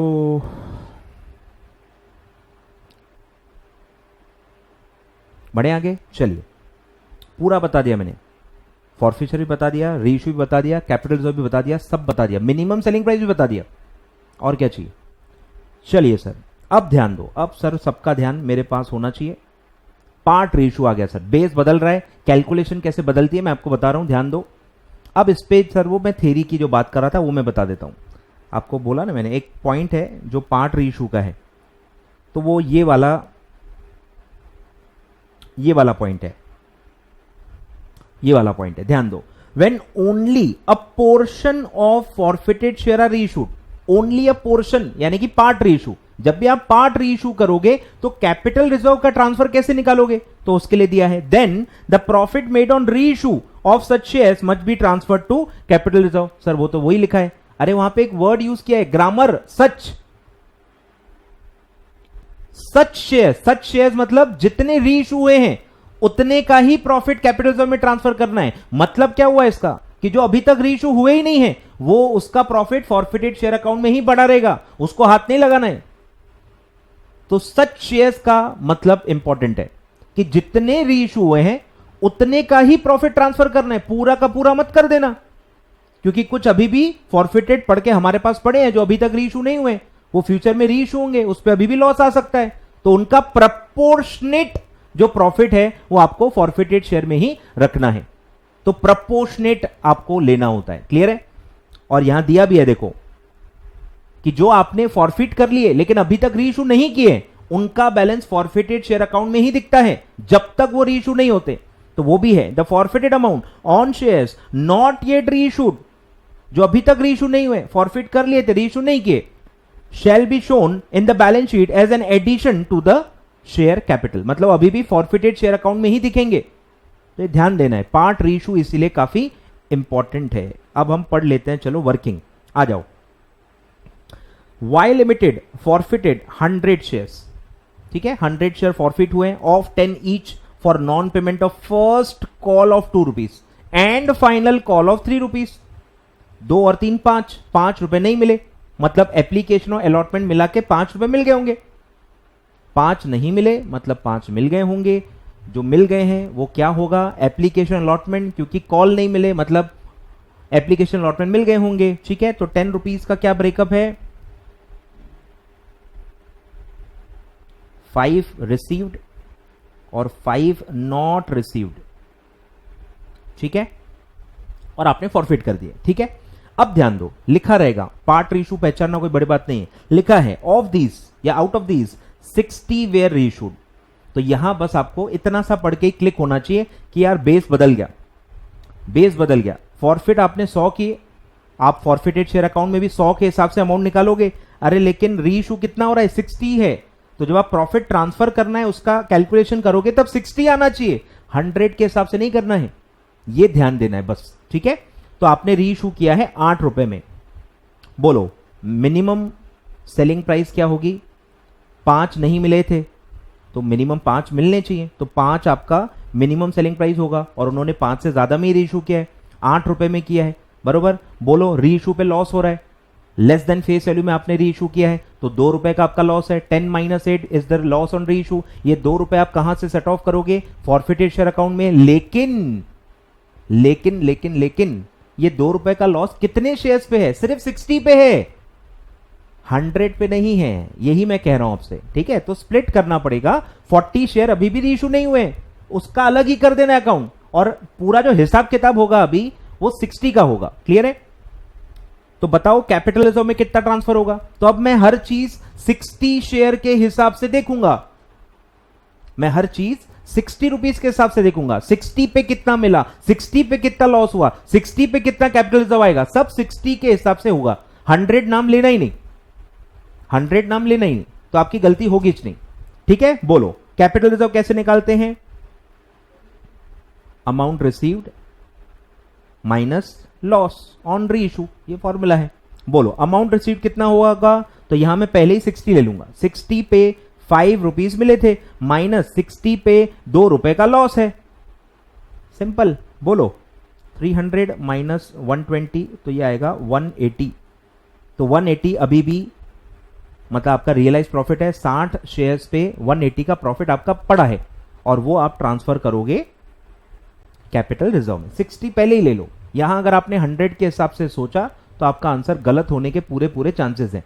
क्लियर है, अब ध्यान दो, अब इसी में एक और क्वेश्चन आता है जो शायद नीचे भी होगा, यहां पे भी कैलकुलेट कर लेते हैं कि बताओ सर फॉरफिटेड शेयर अकाउंट में कितना बैलेंस होगा, क्योंकि 40 शेयर तो अभी भी रीइशू नहीं किए हैं, तो फॉरफिटेड शेयर तो बन नहीं हुआ होगा। तो बनाओ फॉरफिटेड शेयर अकाउंट बनाओ। जब आपने फॉरफिट किया 100 शेयर, जब फॉरफिट किए तो फॉरफिटेड शेयर को क्रेडिट करते हो, कितने से क्रेडिट किया होगा, 100 शेयर पे 5 रुपए, तो 500 रुपए आपने यहां क्रेडिट किया होगा। फिर आपने 60 शेयर पे जो लॉस एब्जॉर्ब किया, वो भी कहां से एब्जॉर्ब किया होगा, फॉरफिटेड शेयर से। कितना लॉस था यहां पे मैंने आपको बता दिया, 120, 60 × 2 120, तो 120 आपने यहां पे डेबिट किया होगा, लॉस एब्जॉर्ब किया होगा। फिर जब आपने 180 ट्रांसफर किया कैपिटल रिजर्व में, फिर फॉरफिटेड शेयर डेबिट किया होगा, एंट्री याद कर लो, उसमें भी डेबिट ही होता है, तो यहां पे 180 आया होगा। तो अब बताओ बैलेंस कितना होगा, बैलेंस आएगा 200, बैलेंस आएगा 200। ठीक है, तो ऐसे भी निकाल सकते हो, ऐसे भी निकाल सकते हो, या डायरेक्टली निकाल सकते हो। डायरेक्टली कैसे निकालेंगे कि कितने फॉरफिट करके अभी भी बचे हुए हैं, कितने फॉरफिट करके अभी बचे हुए हैं, 100 - 60, 40 शेयर्स मेरे अभी भी बचे हुए हैं, और उन पे ओरिजिनली कितने पैसे मिले थे, 5 रुपीज, तो 40 × 5, ये भी डायरेक्टली आ जाएगा 200। ये भी क्वेश्चन आता है। क्लियर है, मैंने सब, देखो मैं हर चीज बता रहा हूं, कुछ भी एस्पेक्ट छोड़ ही नहीं रहा मैं, आदत ही नहीं मेरी। ठीक है, चलिए, तो आई होप आपको ख्याल में आ रहा होगा। ये जो है ये एक्स्ट्रा मैंने आपको बता दिया, ये मेरे आंसर में भी नहीं है, लिख लेना। ठीक है, तो आप ऐसे अकाउंट भी बना सकते हो, ये 200 पड़ा रहेगा जब तक आप 40 शेयर रीइशू होते नहीं है। ठीक है, और ऐसे भी आप डायरेक्टली निकाल सकते हो कि कितने शेयर रीइशू नहीं हुए इनटू उस पे कितना मिला था, एग्जैक्टली 200 आपका बैलेंस उसमें होगा। क्लियर है, चलिए सर बड़े आगे आया आंसर। चलिए एक और क्वेश्चन देखते हैं। Part reissue. Z Limited forfeited 150 shares of 10 issued at a premium of 2। ठीक है, ओरिजिनली 2 रुपीज प्रीमियम पे था और अब फॉरफिट हो रहा है for non payment of final call of 3। Final call 3 rupees आपको नहीं मिले। अब प्रीमियम मिल गया होगा, अलॉटमेंट के साथ मिल गया होगा, तो आपने प्रीमियम में डाल दिया। अब वो 2 रुपया भूल जाओ। यहां वही बोल रहा हूं, यहां आपका माइंड क्लियर होना चाहिए, माइंड बिल्कुल क्लियर होना चाहिए, कॉन्फिडेंस होना चाहिए आपको अपने आप पे कि प्रीमियम का यहां कोई रेलेवेंस ही नहीं है, मैं क्यों सोचूं। 10 का ही सोचना है। 10 में से 3 नहीं मिले, मतलब 7 रुपए शेयर के अगेंस्ट मिल गए थे, और वो जो 7 रुपए शेयर के अगेंस्ट मिल गए थे वो ही मैंने शेयर फॉरफिचर में ट्रांसफर किए होंगे। ये कॉन्फिडेंस आपको होना चाहिए, तो आपको बिल्कुल भी प्रॉब्लम नहीं होगी।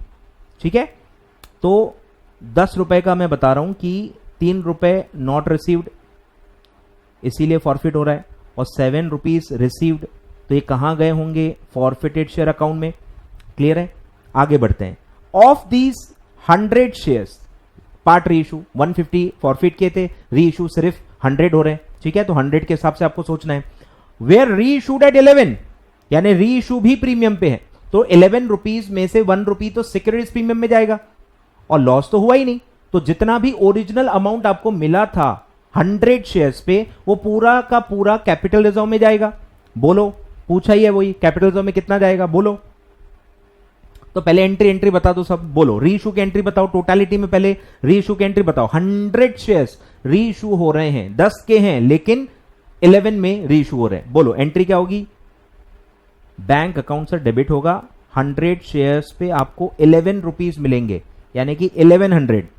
2 इसको आप शेयर्स दोगे सर, वो दोगे आप फेस वैल्यू पे, शेयर्स फेस वैल्यू पे देते हैं सर, आपको पता ही होगा, तो 1000 ही आएगा। और जो ऊपर का अमाउंट है वो जाएगा सिक्योरिटीज प्रीमियम, 100 पे 1 यानी कि 100 रुपीज, इतना तो आपको आना ही चाहिए। ठीक है, तो ये री इशू की एंट्री हो गई। अब पूछा क्या है, पूछा है कि कैपिटल रिजर्व में कितना ट्रांसफर होगा। बोलो, फॉर्मूला क्या है कि फॉरफिटेड शेयर अकाउंट में कितना मिला था माइनस लॉस जो एब्जॉर्ब होगा। बोलो, अब फॉरफिटेड शेयर पे कितना मिला था, यहां बस मैं वही कह रहा हूं कि आप गलती कर सकते हो। यहां अगर किसी ने 150 ले लिया तो उसका डायरेक्शन बदल गया और उसका आंसर गलत ही आएगा। ठीक है, तो यहां ध्यान देना है, कितने री इशू हुए थे, 100 ही हुए हैं, तो 100 पे कितने मिले थे, 100 पे कितने मिले थे, 7 रुपए पर शेयर, माइनस लॉस तो 0 हुआ, क्योंकि आपने री इशू तो प्रीमियम पे किया है, प्रीमियम पे री इशू है, मतलब लॉस तो 0 हुआ। क्लियर है, बोलो। तो 700 रुपए आपको मिले, और ये पूरे के पूरे 700 रुपए अभी आप कैपिटल रिजर्व में ट्रांसफर करोगे। क्लियर है।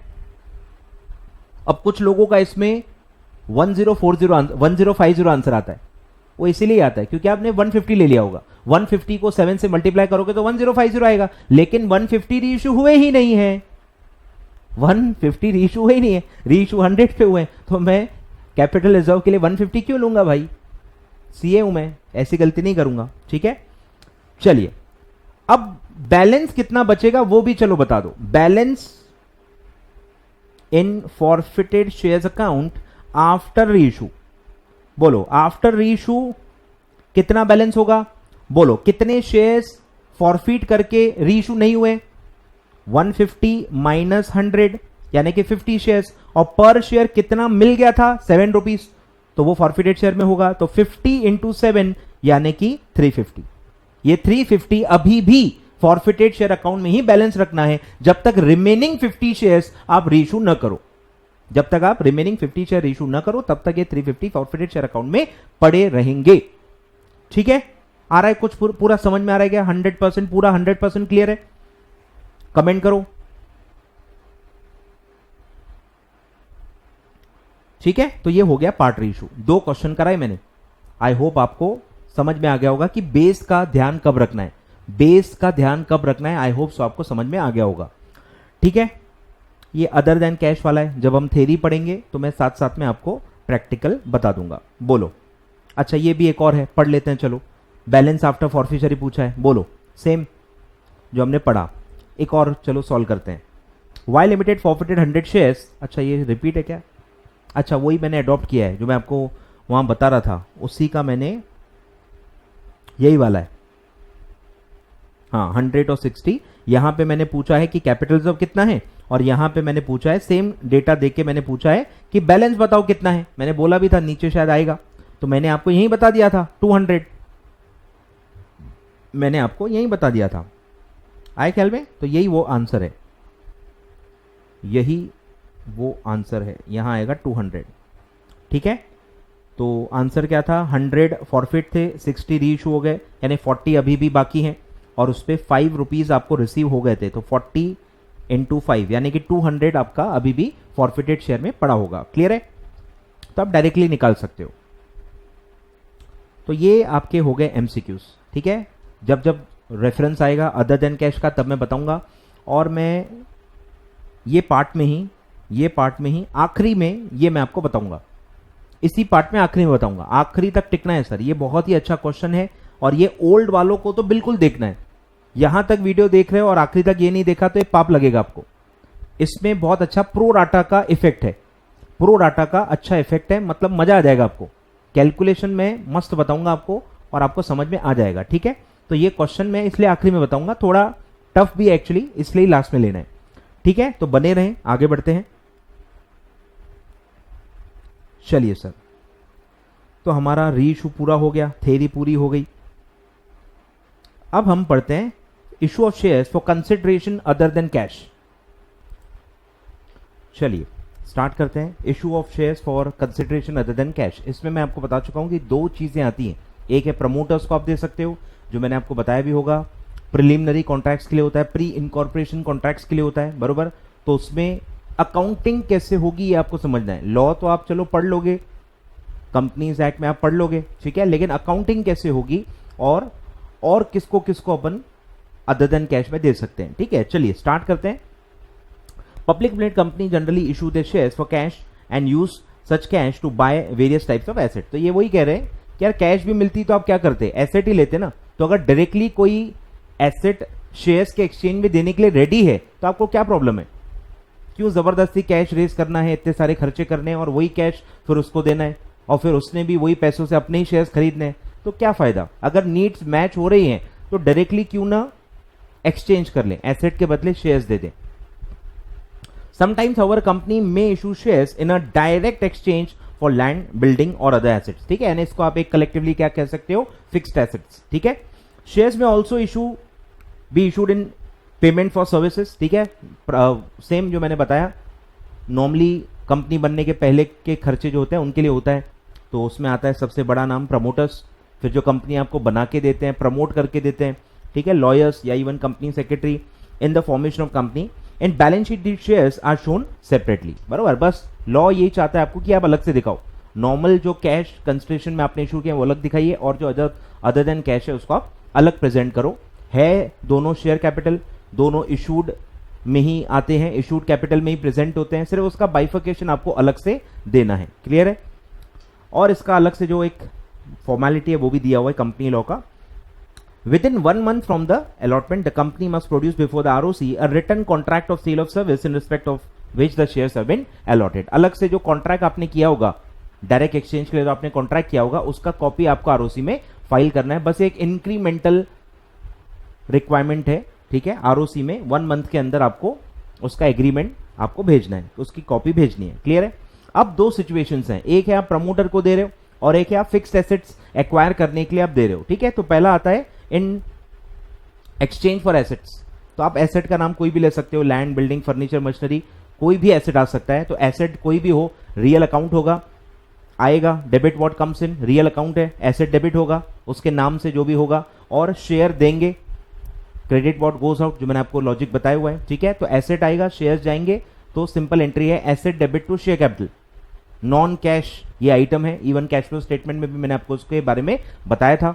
डायरेक्ट एक्सचेंज के भी होते हैं ट्रांजैक्शन, और कैश फ्लो स्टेटमेंट में उसका कोई इफेक्ट आता नहीं है। क्लियर है? तो ये एंट्री डायरेक्ट एंट्री इसकी होती है। अब आता है सर कि अगर आप प्रमोटर्स को दे रहे हो, स्वेट इक्विटी भी आ सकता है, या आप और कौन से शेयर्स दोगे। क्लियर है? तो नॉर्मली उसको स्वेट इक्विटी ही कहते हैं। तो बस आपको यह समझना है कि आपको मिल क्या रहा है, प्रमोटर्स से आपको मिल क्या रहा है। ऊपर तो जैसे दिख रहा था कि एसेट मिल रहा है, तो एसेट आएगा, एक टेंजिबल एसेट है, जिसके आप ओनर बन रहे हो, तो वहां तो एसेट आ रहा है। अरे पर प्रमोटर्स को जो आप दे रहे हो उसमें आपको कुछ मिल ही नहीं रहा। क्यों? क्योंकि वो खर्चा जो भी प्रमोटर ने किया है वो कंपनी बनने के पहले किया है, उसको आप नहीं दिखा सकते। वो खर्चा कंपनी बनने के पहले था, कंपनी तब अस्तित्व में थी ही नहीं। तो कंपनी जब थी ही नहीं, कंपनी ने उसका बेनिफिट लिया ही नहीं है, तो वो इसको क्या नाम से दिखाएगी? नहीं दिखा सकती कुछ। पर पैसे तो देने हैं, शेयर्स में आप अगर पे कर रहे हो तो शेयर्स तो जाएंगे ना, कुछ तो आपको दिखाना ही पड़ेगा। तो आप इसको इंटेंजिबल एसेट दिखाते हो, और इंटेंजिबल एसेट का मतलब क्या है? गुडविल। तो आप इसको गुडविल दिखाते हो। क्लियर है? तो डेबिट क्या होगा? गुडविल डेबिट होगा, और गुडविल को आप थोड़ा थोड़ा करके राइट ऑफ करोगे बुक्स के अंदर। ठीक है, तो ये आपको ध्यान रखना है। क्या डेबिट होता है? गुडविल। इसका क्वेश्चन आता है एमसीक्यू में, इवन आपको जो ओल्ड सिलेबस वाले हैं प्रॉपर क्वेश्चन आते हैं। ठीक है, तो एंट्री बस ध्यान रखनी है सर, अमाउंट तो आपको सब दिए रहेंगे क्वेश्चंस में। चलिए, इसका भी जो मैंने एक एमसीक्यू आपको बताया कर लेते हैं, एमसीक्यू कर लेते हैं। आ जाइए, बहुत ही सिंपल है, बहुत ही सिंपल है। आ गया मतलब छोड़ना ही नहीं है। ठीक है, an asset and limited acquired asset worth 15 lakh rupees from H Limited by issue of shares of 100 each, यानी face value and premium of 25%। ठीक है, 100 का 25%, 25 रुपीज, यानी इशू प्राइस कितना है? 125। इशू प्राइस कितना है? 125। मतलब एक शेयर अगर मैं दूंगा तो कितने का सेटलमेंट होगा? 125। एक शेयर देने से मैंने 125 रुपए दे दिए, ऐसा माना जाएगा। क्लियर है? यहां पे फेस वैल्यू का कोई रेलेवेंस नहीं है, यहां प्योरली सेटलमेंट हो रहा है। यहां कोई कैपिटल रेज नहीं कर रहे, ये कोई कैपिटल रेज नहीं कर रहे हैं। यहां पे जब नंबर ऑफ शेयर्स निकालने के लिए आएगा, that is purely for the settlement. ठीक है, ध्यान दो, number of shares issued to settle the purchase consideration will be, तो कितना देना है टोटल, वो न्यूमरेटर आएगा, amount to be paid divided by issue price of 1 share. Issue price of 1 share, एक शेयर दूंगा तो कितना पेमेंट मिला है ऐसा माना जाएगा। उसका इशू प्राइस कितना है? तो 15 लाख डिवाइडेड बाय 125, यानी 100 प्लस 25, तो 15 lakh divided by 125, that will come to 12,000 shares. अच्छा, इसकी एंट्री भी बता दो, एंट्री भी बता दो, बोलो क्या होगा? क्या आ रहा है? एसेट, एसेट आ रहा है, नाम नहीं दिया है, तो एसेट डेबिट कर दो 15 लैक्स। अब बताओ सर, मैं यहां क्रेडिट किसको करूंगा? 12,000 शेयर्स है और इशू प्राइस है 125, तो आपको स्प्लिट करना पड़ेगा। फेस वैल्यू पे ही आप वो दिखाओगे, तो 100 रुपीज फेस वैल्यू में जाएंगे शेयर कैपिटल में, और 25 रुपए आप कहां डालोगे? Securities premium. क्लियर है? तो इक्विटी शेयर कैपिटल आएगा 12,000 इंटू 100, यानी कि 12 लाख, और बाकी जाएगा सिक्योरिटीज प्रीमियम, यानी कि 3 लाख। 12,000 इंटू 25 रुपीज, तो आएगा 3 लाख रुपीज। ठीक है, ये उसकी जर्नल एंट्री पास होगी, ये उसकी जर्नल एंट्री पास होगी। तो इसमें आपको ये भी पूछा जा सकता है कि बताओ इक्विटी शेयर कैपिटल कितने से क्रेडिट होगा, ऐसा भी आता है। डिबेंचर्स में भी इस टाइप का क्वेश्चन आता है, अदर देन कैश कंसिडरेशन, तो वहां पे भी मैं बताऊंगा, क्योंकि पेमेंट के लिए आप शेयर्स भी दे सकते हो, पेमेंट के लिए आप डिबेंचर्स भी दे सकते हो, दोनों एक्सेप्टेबल है। सामने वाले की इच्छा है भाई, उसको क्या चाहिए? उसको रिस्क लेना है तो वो इक्विटी मांगेगा, और अगर उसको रिस्क नहीं लेना, उसको डेट सिक्योरिटी चाहिए, तो आपसे डिबेंचर्स मांगेगा। तो शेयर्स में भी सेम एंट्री होती है, डिबेंचर्स में भी सिमिलर टाइप में अपन पढ़ने वाले हैं। क्लियर है? तो ये वहां पे भी आएगा। चलिए सर, तो ये तो सिंपल है, आया तो बिल्कुल छोड़ना नहीं। चलिए सर, आगे बढ़े, बढ़े क्या आगे? कमेंट बॉक्स में बताओ जरा। चलिए, हो गया, हो गया। चलिए, अब आगे बढ़ते हैं। अब मैं फटाफट पहले आपको थ्योरी बता देता हूं। ठीक है, थ्योरी बता देता हूं। जर्नल एंट्री सारे हो गए, कंसेप्ट पूरे हो गए, कॉल इन अरियर भी हो गया, कॉल इन एडवांस भी हो गया, कंसिडरेशन अदर देन कैश भी हो गया, फॉरफिशर भी हो गया, री इशू भी हो गया, फॉरफिशर के एंट्रीज भी बता दिए, री इशू के एंट्रीज भी बता दिए, री इशू के सारे सिचुएशंस भी बता दिए, हमने एमसीक्यू क्वेश्चन भी कर लिए। क्लियर है? तो अब बस जो थोड़ा थोड़ा थ्योरी है पढ़ लेते हैं फटाफट। चलिए, आ जाइए। स्वेट इक्विटी शेयर्स, सेक्शन 54, बराबर। क्या याद आता है नाम से? Sweat equity shares. ठीक है, तो अपन ने ये एक एक्सेप्शन देखा था कि ये एकमात्र ऐसा शेयर है जो डिस्काउंट पे इशू हो सकता है। एकमात्र ऐसा शेयर है जो डिस्काउंट पे इशू हो सकता है। क्लियर है? चलिए, तो स्वेट इक्विटी क्या है? इक्विटी शेयर्स ही। स्वेट इक्विटी क्या है? इक्विटी शेयर्स ही हैं जो आप डायरेक्टर्स या एम्प्लॉइज को देते हो, डायरेक्टर्स या एम्प्लॉइज को देते हो और आप एट अ डिस्काउंट दे सकते हो, एट अ डिस्काउंट दे सकते हो और for consideration other than cash.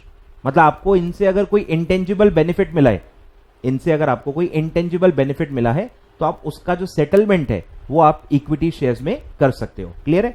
अब काई के लिए देखो क्या इंटेंजिबल बेनिफिट हो सकता है, ध्यान दो, दिया है for providing their know how, बराबर, उनका जो एक्सपीरियंस है, उनको जो एक टेक्निकल स्किल है वो दे रहे हैं। कोई प्रोडक्ट कैसे बनता है, फिनिशिंग कैसे होती है, डिजाइन, कोई भी चीज के बारे में इनपुट्स वो आपके अपने एक्सपीरियंस से आपको दे सकते हैं और उनको आप फिर इक्विटी शेयर में उसका पैसा दे सकते हैं। तो आपको जो मिला है that is know how, that is knowledge.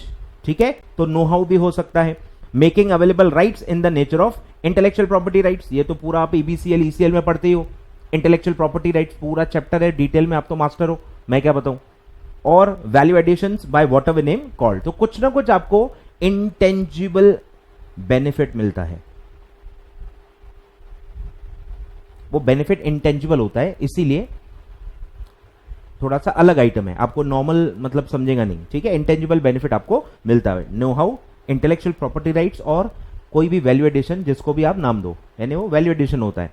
आपको एक्स्ट्रा क्या उनसे मिला, नॉलेज ही होता है मेनली।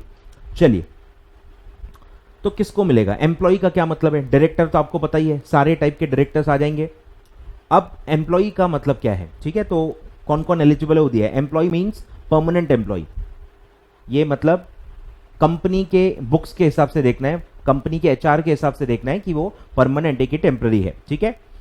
और वो इन इंडिया में भी हो तो भी चलता है, आउटसाइड इंडिया हो तो भी चलता है। ठीक है? यहाँ पे पहले 1 ईयर का क्राइटेरिया हुआ करता था, तो वो सब नहीं है अभी। ठीक है? परमानेंट मतलब कंपनी के हिसाब से देखेंगे, number of years of service के हिसाब से नहीं होता, और वो कहीं भी काम कर सकता है इन इंडिया और आउटसाइड इंडिया। फिर एक डायरेक्टर आएंगे। ठीक है? डायरेक्टर भी आएंगे इसमें, तो वो होल टाइम हो या नहीं हो, सारे टाइप के डायरेक्टर्स इसमें आते हैं। पार्ट टाइम डायरेक्टर्स भी चलता है। और फिर है एम्प्लॉइज होल्डिंग और सब्सिडरी के भी आएंगे, आपकी कंपनी के तो आएंगे ही आएंगे। अगर आपकी होल्डिंग कंपनी है, होल्डिंग कंपनी के भी एम्प्लॉइज को आप दे रहे हो तो भी चलता है, सब्सिडरी कंपनी के एम्प्लॉइज को दे रहा है तो भी चलता है। ठीक है? सेम इन इंडिया और आउटसाइड इंडिया। सब्सिडरी का एम्प्लॉय है या सब्सिडरी का डायरेक्टर है। ए और बी में क्या कवर्ड है? सिर्फ आपकी कंपनी। ए और बी में क्या कवर्ड है? सिर्फ आपकी कंपनी। और सी में क्या कवर्ड है? डायरेक्टर और एम्प्लॉय दोनों कवर्ड है of subsidiary and holding, whether in India और आउटसाइड इंडिया। क्लियर है? अब कंडीशंस क्या है सर? सबसे बेसिक कंडीशन है एसआर इन जीएम, कि अगर आपको कोई एम्प्लॉय या डायरेक्टर को स्वेट इक्विटी देना है तो आपको पहले स्पेशल रेजोल्यूशन पास करना पड़ेगा। क्लियर है? अब स्पेशल रेजोल्यूशन पास करना पड़ेगा तो उनको सारा डिटेल देना पड़ेगा, एक्सप्लेनेटरी स्टेटमेंट देना पड़ेगा नोटिस में, जब आप एसआर पास करने के लिए एजीएम या ईजीएम में जब भी आप वो पास करोगे। ठीक है? तो उसमें डिटेल्स देनी पड़ेगी, पूरा उसमें डिटेल दो, क्यों दे रहे हैं, आपको क्या मिल रहा है, कितने नंबर ऑफ शेयर्स दे रहे हैं, वैल्यूएशन कैसे किया, क्राइटेरिया कैसे डिसाइड किया कि कौन एलिजिबल है, बरोबर। तो ये सब आपको बताना है, कौन से क्लास ऑफ डायरेक्टर्स या कौन से क्लास ऑफ एम्प्लॉइज को दिया, आपकी कंपनी के हैं या आपकी सब्सिडरी के हैं, आपकी होल्डिंग के हैं, पूरी डिटेल्स दो। क्लियर है? फिर है कि अगर आप लिस्टेड हो तो ऑब्वियसली सेबी गाइडलाइंस भी आपको इंक्रीमेंटली फॉलो करनी पड़ेगी। और सबसे मेन बात है कि इनके जो राइट्स होंगे, स्वेट इक्विटी शेयर्स के जो राइट्स होंगे, ये पारी पासु होंगे, पारी पासु ऑन द इक्वल फुटिंग। ये नॉर्मल जैसे आपके जो इक्विटी शेयर्स हैं इन्हीं के बराबर माने जाएंगे, कोई भी फर्क नहीं होगा।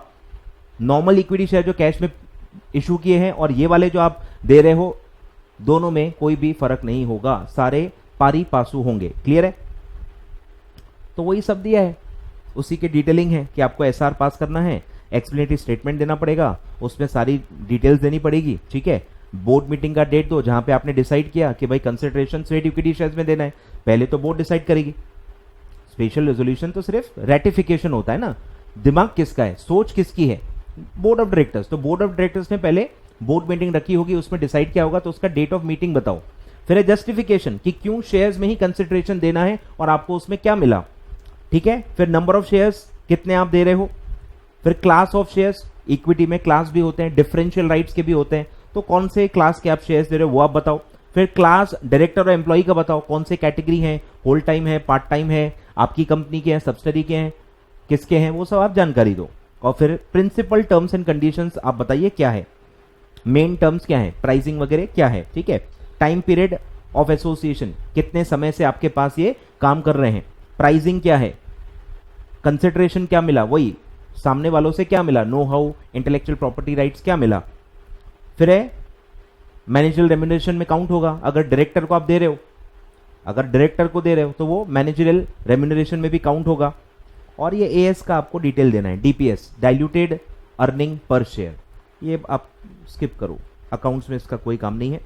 अब जब आप परमिशन ले रहे हो, जब आप रेजोल्यूशन पास कर रहे हो, तो एक्चुअल इशू आपको 12 महीने के अंदर ही करना है। ये जो भी आप एसआर पास करोगे इसकी एक वैलिडिटी होती है, तो वो 12 महीने उसकी वैलिडिटी है, 12 महीने के अंदर आपको actual sweat equity share issue कर देने, नहीं तो फिर से एसआर पास करो, मना कुछ नहीं है, फिर एसआर नहीं तो आपको पास करना पड़ेगा। क्लियर है। अब सबसे काम की बात, अब जो ओल्ड वाले हैं उनको तो शॉर्ट नोट आने वाला है भाई, कोई भी 5-6 पॉइंट उठा लो, उनके लिए तो इजी है। डेफिनेशन तो आपको याद रहेगी, डेफिनेशन आप लिख लेना, फिर एसआर इन जीएम लिख लेना, फिर वैलिडिटी लिख लेना, अब फिर जो लिमिट बता रहा हूं वो लिख लेना। ऐसे कोई भी 5 से 6 पॉइंट आपको अच्छे से याद करने हैं और वहां पे लिख के आना है। 5 में से 4 आपको मिल सकते हैं अगर आप अच्छे से एक्यूरेट आंसर्स लिख के आए तो, ठीक है। अब सबसे इंपॉर्टेंट है जो एमसीक्यू में आ सकता है मेरे हिसाब से, एक तो 12 महीने आ गया, ऊपर 12 महीने आ गया, ठीक है, और लिमिट आती है, ठीक है, लिमिट पे ध्यान देना। A company can not issue sweat equity shares not more than 15%, ठीक है, of the existing paid up equity share capital in a year, ये ईयरली लिमिट है, 15% of the existing paid up equity share capital, और issue value of 5 crore whichever is higher, face value नहीं, issue value, market value, issue value of 5 crore whichever is higher, तो 15% और 5 crore whichever is higher. 15% का है paid up equity share capital का, 5 करोड़ तो absolute amount में ही दिया है, इशू वैल्यू, उसको कुछ कैलकुलेशन की जरूरत नहीं है, तो 15% कैलकुलेट करो, वो एक अमाउंट आएगा, उसको कंपेयर करो 5 करोड़ से, विच एवर इज हायर। इतना मैक्सिमम एक साल में आप इक्विटी, स्वेट इक्विटी इशू कर सकते हो। और एक क्यूमुलेटिव लिमिट है, eight any point in time क्या लेवल से ज्यादा आप नहीं जा सकते, तो वो है 25%। तो 2 लिमिट्स हैं, ईयरली लिमिट भी क्रॉस नहीं करनी है और क्यूमुलेटिव लिमिट भी क्रॉस नहीं कर सकते। 25% of paid up share capital of the company eight any time, eight any time मतलब क्यूमुलेटिव लिमिट है, कोई भी टाइम पे इससे ज्यादा आप इशू नहीं कर सकते। जैसे ही आप इसके नजदीक आओगे एडिशनल फिर आप इक्विटी शेयर्स इशू नहीं कर पाओगे। क्लियर है। तो 15% of paid up equity capital of 5 crore of issue value whichever is higher, and 25% of paid up share capital at any time. Clear है। और फिर स्टार्टअप के लिए अलग है, स्टार्टअप के लिए अलग है, ठीक है। स्टार्टअप के लिए 50% लिमिट है, 25 की जगह 50 है, 25 की जगह अपर लिमिट जो है वो 50% of paid up share capital है। और स्टार्टअप कब तक कहलाया जाता है, 10 ईयर्स, ये आपको पता है, अमेंडमेंट पहले 5 साल था, अब 10 साल है, तो अप टू 10 ईयर्स आप स्टार्टअप कहलाते हो as per the notification of government of India, ठीक है। तो अगर आप एक स्टार्टअप कंपनी हो as per the notification of the department of government of India, तो 50% तक आप sweat equity share cumulative at any point in time issue कर सकते हो, ठीक है। यानी डबल लिमिट है, सिंपल याद कैसे रखना है, डबल 25 का डबल स्टार्टअप को अलाउड है। क्लियर है। फिर है एक अलग ही इसका एक पॉइंट है जो बाकी इसमें नहीं आता, वैल्यूएशन, क्योंकि यहाँ वैल्यूएशन ही क्रूशियल है, क्योंकि आप वैल्यू निकालोगे कैसे, आपको जो चीज मिल रही है सर वो इंटेंजिबल है, तो आप अपने शेयर को कैसे वैल्यू कर रहे हो उसका आपको बेसिस बताना पड़ेगा और वैल्यूअर का रिपोर्ट देना पड़ेगा। क्लियर है। The sweat equity shares are issued shall be valued at a price determined by the registered valuer, fill in the blank आ सकता है, रजिस्टर्ड वैल्यूअर से वैल्यू करवाना है और वो रिपोर्ट भी फाइल करनी है। और ध्यान दो कब रिपोर्ट देनी है, अगर आपको जो मिल रहा है वो अगर आईपीआर है, इंटेलेक्चुअल प्रॉपर्टी राइट्स, डायरेक्टर से एम्प्लॉय से मिल रहा है, तब वैल्यूएशन रिपोर्ट कंपलसरी है। उसके अलावा कोई और बेनिफिट है तो आपको नहीं देना है, मेनली सिर्फ और सिर्फ आईपीआर में रिक्वायरमेंट है, ठीक है, उसमें क्योंकि वैल्यूएशन इंपॉर्टेंट है। तो वो दिया है, copy of valuation report shall be obtained in both cases, both above cases shall be sent to share holders along with the notice of general meeting. तो एसआर इन जीएम पास करवाते वक्त भी आपको ये इसकी कॉपी आपको share holders को दिखानी है। फिर रजिस्टर रखना है, स्वेट इक्विटी का सेपरेट रजिस्टर रखना है SH3 में, ठीक है, फॉर्म नंबर याद कर लो एमसीक्यू वाले। तो SH3 में फॉर्म में आपको रजिस्टर पूरा मेंटेन करना है। और सबसे highlighting point, lock in period, lock in period है कि 3 साल तक आप इसको ट्रांसफर नहीं कर सकते। Shall be lock in non transferable for 3 years from the date of allotment. Clear है? तो जो भी फिल इन द ब्लैंक वाले हैं भाई, एमसीक्यू वाले, क्या क्या है देखो, ध्यान दो। क्या क्या आएगा? स्पेशल रेजोल्यूशन आ सकता है इन इंडिया और आउटसाइड इंडिया। आपकी कंपनी का वो एम्प्लॉय डायरेक्टर हो सकता है, या आपकी होल्डिंग का, या आपकी सब्सिडरी का, तीनों का चलता है। और फिर होल टाइम डायरेक्टर रहे या नहीं रहे, चलता है, सारे टाइप के डायरेक्टर्स कवर्ड है। फिर आता है सर कि वैलिडिटी कितना है, 12 मंथ्स। ठीक है, 12 मंथ्स है एसआर की वैलिडिटी। फिर है मैक्सिमम लिमिट, फिर स्टार्टअप की जो मैक्सिमम लिमिट है, अपर लिमिट है 50%। फिर रजिस्टर्ड वैल्यूअर की रिपोर्ट आपको लगेगी। फिर रजिस्टर मेंटेन करना पड़ेगा स्वेट इक्विटी का, तो उसका फॉर्म क्या होता है, SH3। स्वेट इक्विटी का सेक्शन नंबर क्या है, सेक्शन 54। और फिर है कि इस पे लॉक इन कितना लगेगा, 3 years from the date of allotment. Clear है? अब ये वाला यार मैं कट कर रहा हूं, ठीक है, बहुत ज्यादा ओवर ही है, न रिटर्न वाले को लिखना है न एमसीक्यू वालों में कुछ इसमें एमसीक्यू बनता है। ठीक है, ये कंपनी लॉ में ज्यादा रेलिवेंट है, तो कुछ खाम नहीं है, सब डिस्क्लोजर्स है। ठीक है, दे दिया है मैंने गलती से, कट कर देना। चलिए सर, ठीक है, स्वेट इक्विटी 4-5 पॉइंट है, आपको आई होप आपने नोट कर लिए होंगे। अब आता है ESOP, employee stock option scheme. Employee stock option scheme ये भी कंपनी का है, इवन लिस्टेड कंपनी के लिए सेबी का भी पूरा स्कीम है। ठीक है, तो क्या होता है कि एम्प्लॉइज को रिटेन करने के लिए हम पूरा इसका आगे पढ़ने ही वाले हैं, अकाउंटिंग भी पढ़ने वाले हैं। ठीक है, तो इसॉप क्या है? अच्छा, इसॉप तो पूरा चैप्टर ही रिपीट हो जाएगा, इससे अच्छा ये वाला अपन इसॉप में ही पढ़ेंगे। इसॉप में भी आने ही वाला है, रिपीट है, इसमें ही होगा, एक बार मैं बता देता हूं बरोबर। इसॉप में ही पढ़ लेंगे, बेटर रहेगा। अंडरराइटिंग ये है इसॉप, बरोबर। एम्प्लॉय स्टॉक ऑप्शन, अच्छा इसमें मैंने लॉ नहीं दिया है, बरोबर, इसमें पूरा अकाउंटिंग का है, पढ़ लेते हैं। चलो लॉ के पॉइंट्स पढ़ लेते हैं, बोलो बोलो। स्टॉक ऑप्शन, तो आपको एम्प्लॉय को रिटेन करना है, उसको लालच देना है, उसको जैसे हम कुत्ते को हड्डी दिखाते हैं, उसको हमको कुछ लालच देना पड़ेगा, जो ऐसा कुछ बेनिफिट देना पड़ेगा जो उसको फ्यूचर में मिलेगा, और वो हमारे साथ कुछ certain number of days years काम करेगा, तभी उसको मिलना चाहिए, एलिजिबिलिटी उसमें होनी चाहिए। तो वो है इसॉप, कि आप अगर सर्टेन नंबर ऑफ ईयर्स हमारे साथ काम करते हो, अगर आपकी रेटिंग एक सर्टेन नंबर से ऊपर आती है, उसके यानी लिमिट्स होते हैं, और उसमें एक वेस्टिंग पीरियड होता है। ठीक है, उसको क्या कहते हैं, वेस्टिंग पीरियड, कि जो एलिजिबिलिटी टाइम आपको मिलता है, जो एक टाइम लिमिट मिलती है जिसके अंदर आपको सारे कंडीशंस फुलफिल करने होते हैं, उसको कहते हैं वेस्टिंग पीरियड। तो वेस्टिंग पीरियड में अगर आप सारे टर्म्स एंड कंडीशंस फुलफिल करते हो, then you are eligible for employee stock option, मतलब उसमें आपको शेयर्स अलॉट होंगे। क्लियर है? तो ध्यान दो, इसॉप मींस ऑप्शन, ऑप्शन है, ठीक है, वो शेयर्स नहीं है। जब आप दे रहे हो वो सिर्फ एक ऑप्शन है, और जब वो एलिजिबल हो जाएगा उसके बाद जब आप एक्चुअली शेयर्स दोगे तब वो शेयर्स में कन्वर्ट होते हैं, पर जब ये स्कीम आती है वो सिर्फ एक ऑप्शन है। क्लियर है? राइट है, given to directors, officers, employees of the company और इट्स होल्डिंग और इट्स सब्सिडरी। स्वेट इक्विटी में भी वैसा ही था, इसमें भी वैसा ही है, ध्यान देना है। Which gives such directors, officers, employees the benefit और राइट टू परचेज और subscribe to the shares of the company at a future date at a predetermined rate, बराबर, फिक्स रेट पे देंगे। और इस रेट की खासियत क्या है कि ये सिग्निफिकेंटली लोअर होती है देन द मार्केट प्राइस। ये आपको पता ही होगा, मार्केट प्राइस से काफी कम होती है, और सस्ते में आप देते हो, और वही एडवांटेज उनको मिलता है, और इसी वजह से वो बने रहते हैं कंपनी के साथ कुछ सालों तक, और कंडीशन फुलफिल करने की कोशिश करते हैं। क्लियर है? तो क्या रूल्स हैं? सेम एसआर, स्वेट इक्विटी में भी सेम है, एसऑप में भी सेम है, एसआर। अब कौन एलिजिबल है, ध्यान दो, इसमें हो सकता है आपको हल्का सा कंफ्यूजन हो, तो ध्यान देना है सर, स्वेट इक्विटी का और इसका इसमें कैसा है। ठीक है, परमानेंट एम्प्लॉय, इसमें भी ठीक है, कोई 1 ईयर का क्राइटेरिया नहीं है। परमानेंट एम्प्लॉय जो इन इंडिया और आउटसाइड इंडिया काम कर रहा है। डायरेक्टर, लेकिन यहां देखो लगे, वहां क्या था, वेदर होल टाइम और नॉट, वहां पे कोई डायरेक्टर में कोई क्राइटेरिया नहीं है, यहां पे स्पेसिफिकली एक इंसान को हटाया है, और वो है इंडिपेंडेंट डायरेक्टर, क्योंकि वो एम्प्लॉय नहीं होता, वो इंडिपेंडेंट होता है। He is not a employee on paper employee नहीं है आपका वो, तो उसको आप इसॉप नहीं दे सकते। क्लियर है? तो इंडिपेंडेंट डायरेक्टर को हटा दिया गया है। और सेम सब्सिडरी का भी चलता है, होल्डिंग का भी चलता है, और एक सेपरेट पॉइंट कि यहाँ एसोसिएट भी डाल दिया है, भावनाओं में बह के एसोसिएट भी इंक्लूड कर दिया गया है।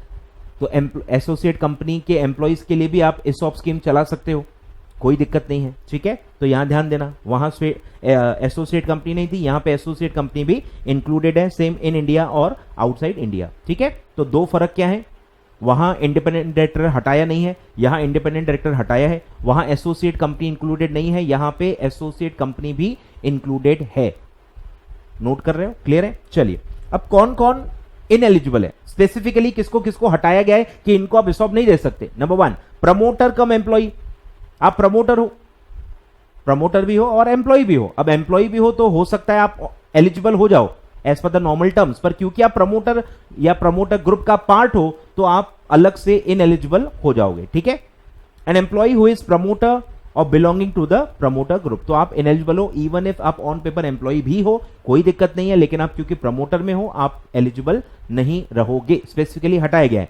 और फिर है डायरेक्टर कम एम्प्लॉय, वो भी सारे नहीं, उसमें क्राइटेरिया है, director who himself or through relatives or through any body corporate directly indirectly holds more than 10% of outstanding equity shares of the company। तो डायरेक्टर हो, एम्प्लॉय भी हो, तो आप ESOP में आ सकते हो, लेकिन आपकी होल्डिंग जो है एग्रीगेट इंडिविजुअली और विथ रिलेटिव्स और थ्रू बॉडी कॉर्पोरेट्स, आपकी टोटल होल्डिंग है 10% से ज्यादा, तो फिर आप इनएलिजिबल हो जाओगे, ठीक है। सारे डायरेक्टर्स नहीं आते इसमें, जिनकी होल्डिंग 10% से ज्यादा है वही बस इनएलिजिबल होंगे। और प्रमोटर में ऐसा कोई 10% नहीं है, ध्यान देना, इसमें भी कंफ्यूजन होता है लोगों को। प्रमोटर में कुछ भी नहीं है, प्रमोटर या प्रमोटर ग्रुप में आप हो, सीधे सीधे आप इनएलिजिबल हो जाओगे। डायरेक्टर हो, होल्डिंग आपकी 10% ज्यादा है, तो ही आप इनएलिजिबल होंगे, ठीक है।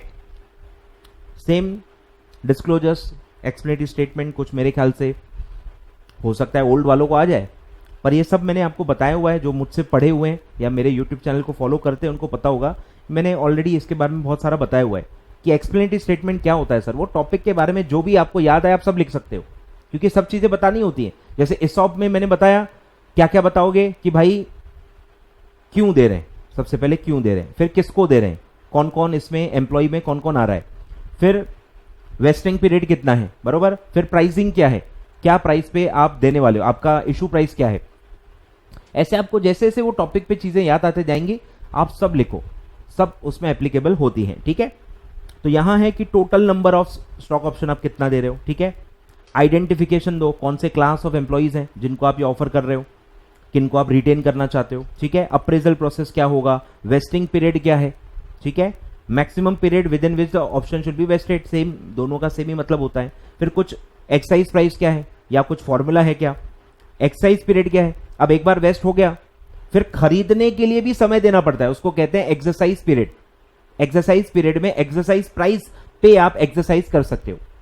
तो पहला होता है वेस्टिंग पीरियड, वेस्टिंग पीरियड के अंदर आप अगर वेस्ट हो गए हो, एलिजिबल हो गए हो, उसके बाद वेस्टिंग पीरियड होने के बाद फिर आपको एक सेपरेट पीरियड होता है एक्सरसाइज करने के लिए, सेपरेट पीरियड दिया जाता है, उसको कहते हैं एक्सरसाइज पीरियड, ठीक है। फिर लॉक इन है क्या, इफ एनी, जैसे स्वेट इक्विटी में कंपलसरी लॉक इन था 3 इयर्स का, स्टॉक ऑप्शन में कंपलसरी लॉक इन नहीं है, लॉक इन कंपलसरी नहीं है, इसलिए लिखा है इफ एनी। कंपनी डिसाइड करेगी कि उनको लॉक इन लगाना है या नहीं लगाना है, तो यहां पे नीचे आएगा company has the freedom to specify the lock in. Law silent है, लॉ कुछ भी नहीं बोलता है, ठीक है। Company will have the freedom to specify the lock in period for the exercise of the option, ठीक है। फिर है maximum number of options granted per employee, per employee के हिसाब से भी हिसाब किताब देना है। और कंडीशंस बताओ, बरोबर, मेन है कंडीशंस, कंडीशंस जिस पे वो वेस्ट होंगे, ठीक है। या कुछ ऐसे सर्कमस्टांसेस जब वो लैप्स हो जाएंगे कि भाई आपने जॉब छोड़ दिया, जॉब ही छोड़ दिया, फिर ESOP कैसे मिलेगा, या आपकी गलती की वजह से आपको निकाला गया है, टर्मिनेशन या परमानेंट डिसेबिलिटी, ऐसे कुछ कुछ एक्स्ट्राऑर्डिनरी सिचुएशंस आपको पहले ही डालनी पड़ती है, जिसके वजह से आपका मतलब पूरा ESOP कैंसिल हो सकता है, ठीक है। फिर है varying the terms of ESOP, अगर आपको ESOP आपने अनाउंस करने के बाद आपको बदलना है, उसमें कुछ भी बदलना है, वेस्टिंग पीरियड बदलना है, excise price, excise period, conditions, कुछ भी अगर बदलना है तो आपको स्पेशल रेजोल्यूशन पास करना पड़ेगा, क्लियर है। तो स्पेशल रेजोल्यूशन मैंडेटरी है। फिर है वेस्टिंग पीरियड मिनिमम 1 ईयर होना चाहिए, मतलब कम से कम 1 साल तो रिटेन करो उनको, नहीं तो फायदा क्या होगा, इतना सारा प्रोग्राम कर रहे हो, इतने सारे खर्चे कर रहे हो, पर हासिल क्या होगा, कम से कम 1 साल का तो वेस्टिंग पीरियड होना चाहिए, कम से कम 1 साल तो उनको रिटेन करो, ज्यादा रखना है आपकी इच्छा, 3 साल 5 साल आप जितना चाहो रख सकते हो, मिनिमम लॉ है स्पेसिफाइड कि आपको 1 साल का वेस्टिंग पीरियड रखना ही रखना है, ठीक है। फिर एक वो अमालगमेशन का एग्जाम्पल आता है, वो यहां पे काम का नहीं है, वो लॉ में काम आएगा आपको। और एक इंटरेस्टिंग पॉइंट कि जब तक आप ESOP होल्डर हो, आप कोई इक्विटी शेयर होल्डर नहीं हो, आप सिर्फ एक ऑप्शन होल्डर हो। तो ऑप्शन होल्डर के मतलब औकात में रहना, इक्विटी शेयर के सपने मत देखना कि मेरे को डिविडेंड दो, मेरे को वोटिंग पावर दो, नहीं नहीं मैं भी मीटिंग में आऊंगा। अरे आप एक ऑप्शन होल्डर हो, इस पे कोई राइट नहीं मिलेगा जब तक आप वेस्टिंग पीरियड आपका होता नहीं, जब तक आप एक्सरसाइज नहीं करते हो, जब तक इक्विटी शेयर अलॉट नहीं होते हैं, तब तक आप कोई भी इक्विटी शेयर का राइट क्लेम नहीं कर सकते, ठीक है। तो वो दिया है, no right of dividend voting till the exercise of option. तब तक आप सिर्फ ऑप्शन होल्डर हो, आपको कोई भी इक्विटी का राइट नहीं मिलता, आप मांगना भी नहीं। आगे बढ़ते हैं। अब ये बहुत सारी सिचुएशन है, आई डोंट थिंक कि ये सब अकाउंट्स में इतनी रेलिवेंट है, पढ़ा देते हैं, क्या प्रॉब्लम है, 5 मिनट तो लगने हैं। फॉरफीचर ऑफ रिफंड, ठीक है, अगर किसी कंपनी ने कुछ पैसा लिया है, एंट्री फी, कि आपको अगर ESOP में आना है तो आपको कुछ एंट्री फी भरनी पड़ेगी ताकि वो खर्चा वर्चा निकाल पाए, या ताकि ये समझ में आ जाए जो सीरियस लोग हैं वही लोग आए। कोई भी लॉजिक पे आप एक नॉमिनल फी चार्ज कर सकते हो।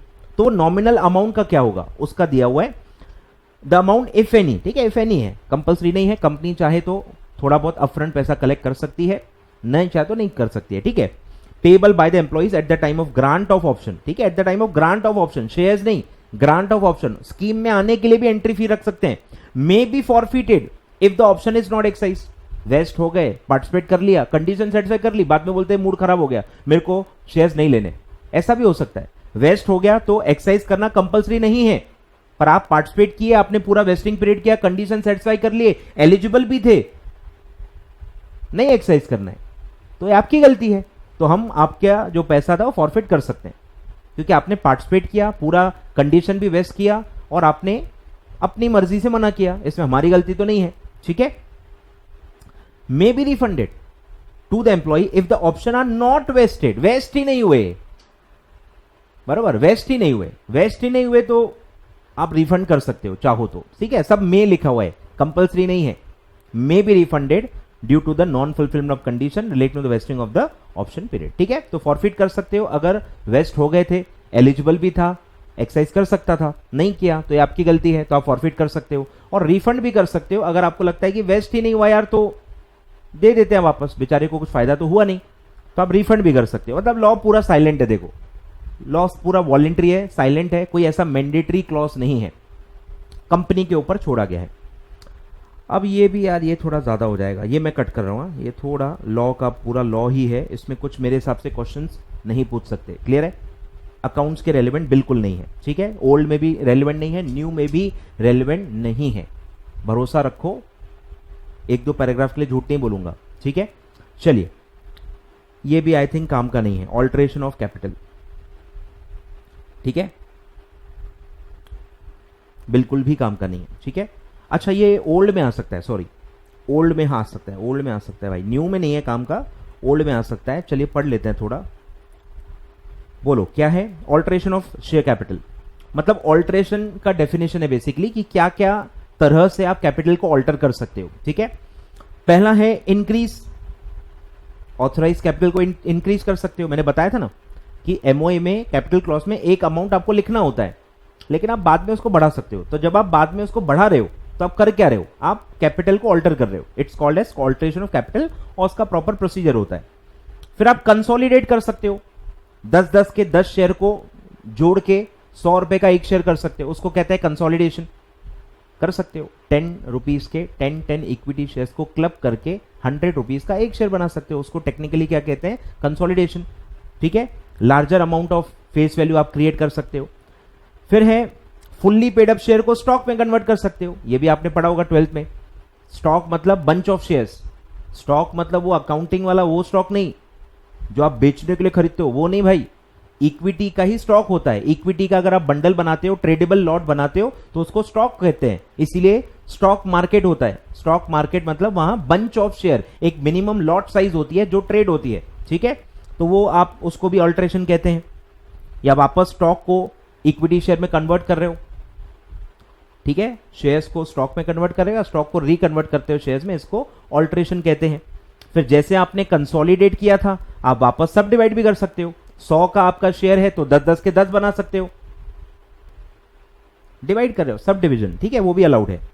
और फिर है आप कैंसिल भी कर सकते हो shares at the date of passing the resolution in behalf which have not taken or agreed to be taken by any person and diminish the amount of its share capital by the amount of shares so cancelled। मतलब अगर आपने share issue कर दिए थे या आपने announce कर दिया था, देखो लिखा है उसमें have not taken, not taken, आपने ऑफर किया पर लिया नहीं, इसको आप अनइशूड या अनसब्सक्राइब भी बोल सकते हो। और agreed to be taken, not taken और not agreed to be taken by any person and diminish the amount of its share capital. Clear है? तो अनइशूड कैपिटल आप कैंसिल कर सकते हो या अनसब्सक्राइब शेयर भी आप, अनसब्सक्राइब तो खैर कैंसिल ही होता है, तो ये उसी से रिलेटेड है, ठीक है, ये उसी से रिलेटेड है, ठीक है। रेजोल्यूशन पास करके आप कैपिटल को डिमिनिश कर सकते हो, डिक्रीज कर सकते हो।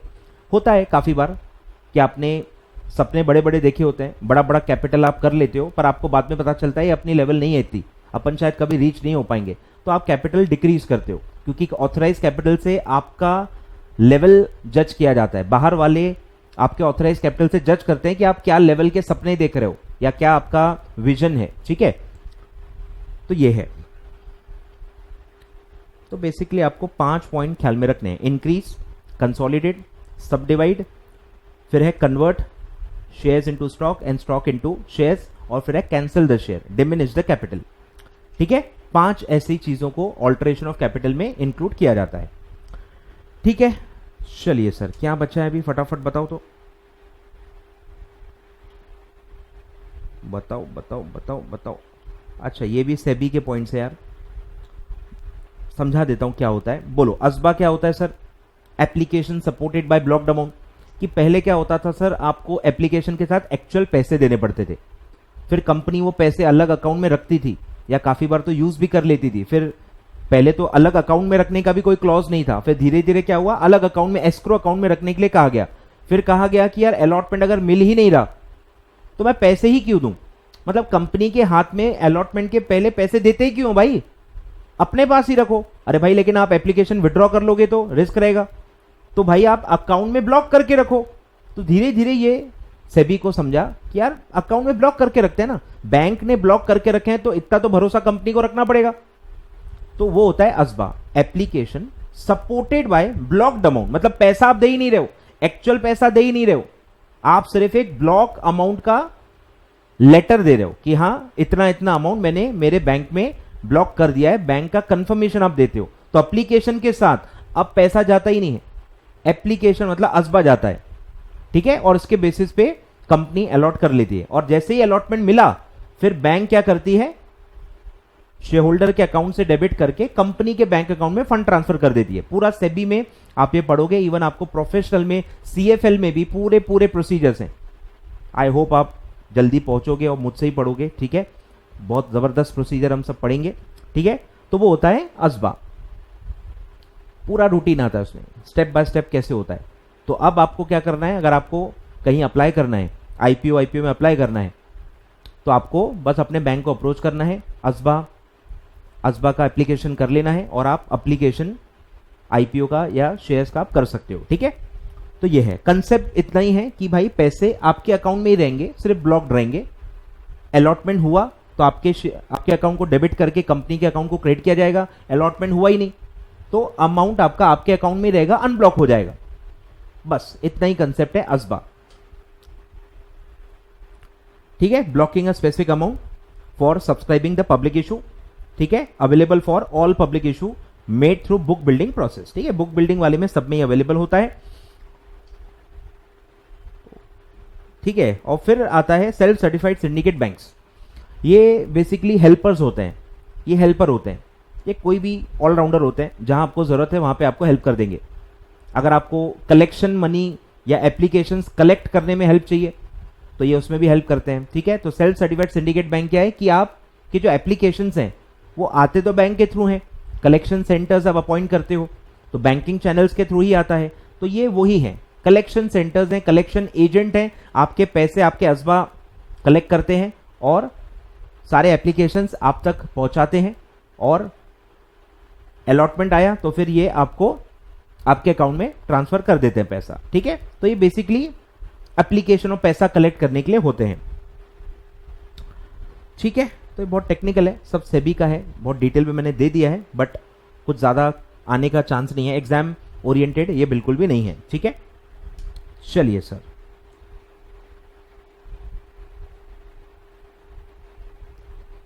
तो मेरे ख्याल से तो हो गया, कुछ और बचा होगा तो कमेंट कर देना, अपन नेक्स्ट पार्ट में कवर कर लेंगे, ठीक है।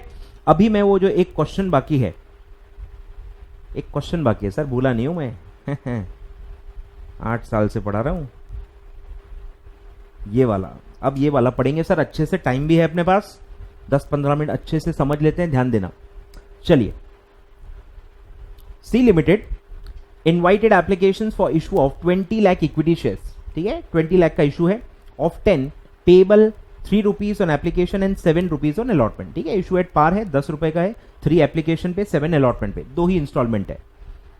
Application we receive for 35 lakh equity share, 20 का ऑफर था, 35 रिसीव हुए। अब ये 35 का आपने क्या किया, ये 35 का आपने क्या किया, application for 7 lakh shares way rejected, मतलब फर्स्ट कम फर्स्ट सर्व, तो 7 लाख का सीधे सीधे आपने रिजेक्ट कर लिया। बचा कितना, ओरली आ जाएगा 28, and pro rata allotment was made for remaining application, ठीक है। बचे हुए को आपने प्रो राटा अलॉटमेंट किया है, ठीक है, पार्टली पार्टली, इसलिए थोड़ा आपको ध्यान देना है। पूरा एक्सेप्ट रिजेक्ट होता तो ठीक है, लेकिन यहां 7 लाख को स्ट्रेट अवे रिजेक्ट कर लिया है, तो 28 वालों को 20 अलॉट किया है, 28 वालों को 20 अलॉट किया है। प्रो राटा क्या होगा, 28:20, तो प्रो राटा का रेशो क्या होगा, 28:20। बस यहां 28 लेना। गलती क्या होगी, अगर मैं ये आपको न बताता चार्ट के थ्रू तो आप 35 लेते, जब रेशो निकालने की बारी आएगी तो आप वहां 35 लेते, 35:20 ले लेते और आपका गलत आंसर आता। तो एक गुगली है, ध्यान देना, ठीक है। तो रेशो प्रो राटा का क्या होगा, 28:20 आएगा, ठीक है। चलिए, एक्सेस एप्लीकेशन मनी, अब प्रो राटा है तो एक्सेस आएगा। Was adjusted for the sum due and allotment, normal. Ravi could not pay allotment money on his 2500 allotted shares. 2500 allotted share है उसके पास। फटाफट कैलसी पे बता दो सर कि अगर 2500 allotted हैं तो सर अप्लाइड कितने होंगे, जरा बताना, कमेंट करो, कमेंट करो, बोलो, देखूं भाई निकाल पा रहे हो कि नहीं निकाल पा रहे हो।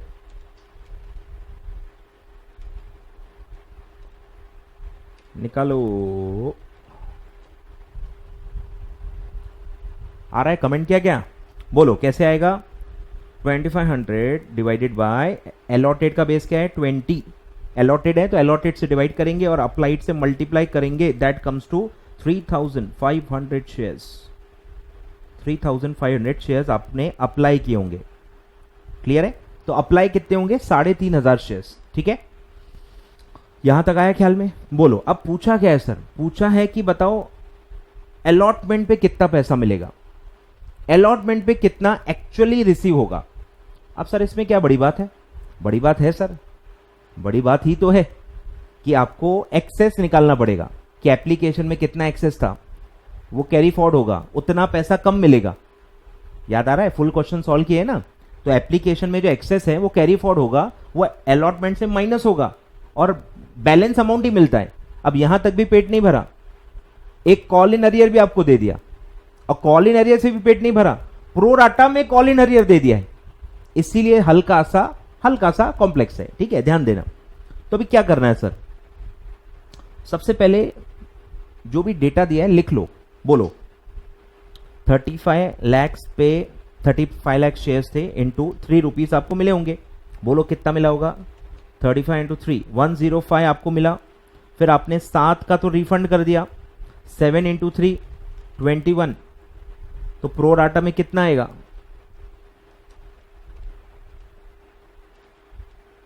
बोलो 84 आ रहा है क्या, आ रहा है क्या। तो 28 इंटू 3 भी करोगे यही आएगा, बट लिख लो सब, तो 28 पे 3 ऐसा प्रो राटा आएगा, ठीक है। अब एक्चुअली अलॉट कितना किया, 20 किया, 20 इंटू 3 60, तो एक्सेस कितना आएगा सर 24, यहां तक पहुंच गए। एक्सेस कितना था 24, 24 एक्सेस था।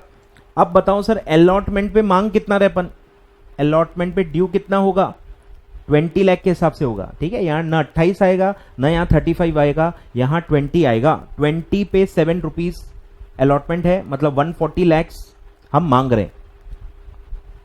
अब माइनस होगा सर एक्सेस, एक्सेस कितना है 24, तो कितना मिलना चाहिए, ध्यान दो पूरा हुआ नहीं है। 140 माइनस 24, तो कितना मिलना चाहिए 116, इतना मिलना चाहिए था एडवांस काट के। एडवांस तो मिल गया ना, अब भले कोई कॉल इन अरेर आए भी, अरे जो मिल चुका है वो तो मिल गया ना, वो 24 में आ गया। अब यहां और एक अमाउंट माइनस होगा कि ये जो मिस्टर रवि है जिसके पास 2500 अलॉटेड शेयर्स हैं, इसका जो बैलेंस बचा होगा, इस बेचारे का भी कुछ एडवांस अपने को मिल गया है, इसका भी कुछ एडवांस होगा जो हमको मिल गया, जो 24 लाख में इंक्लूडेड है। बस जो बचा हुआ पैसा ये देने वाला था वो उसने नहीं दिया, बस वो माइनस कर देंगे।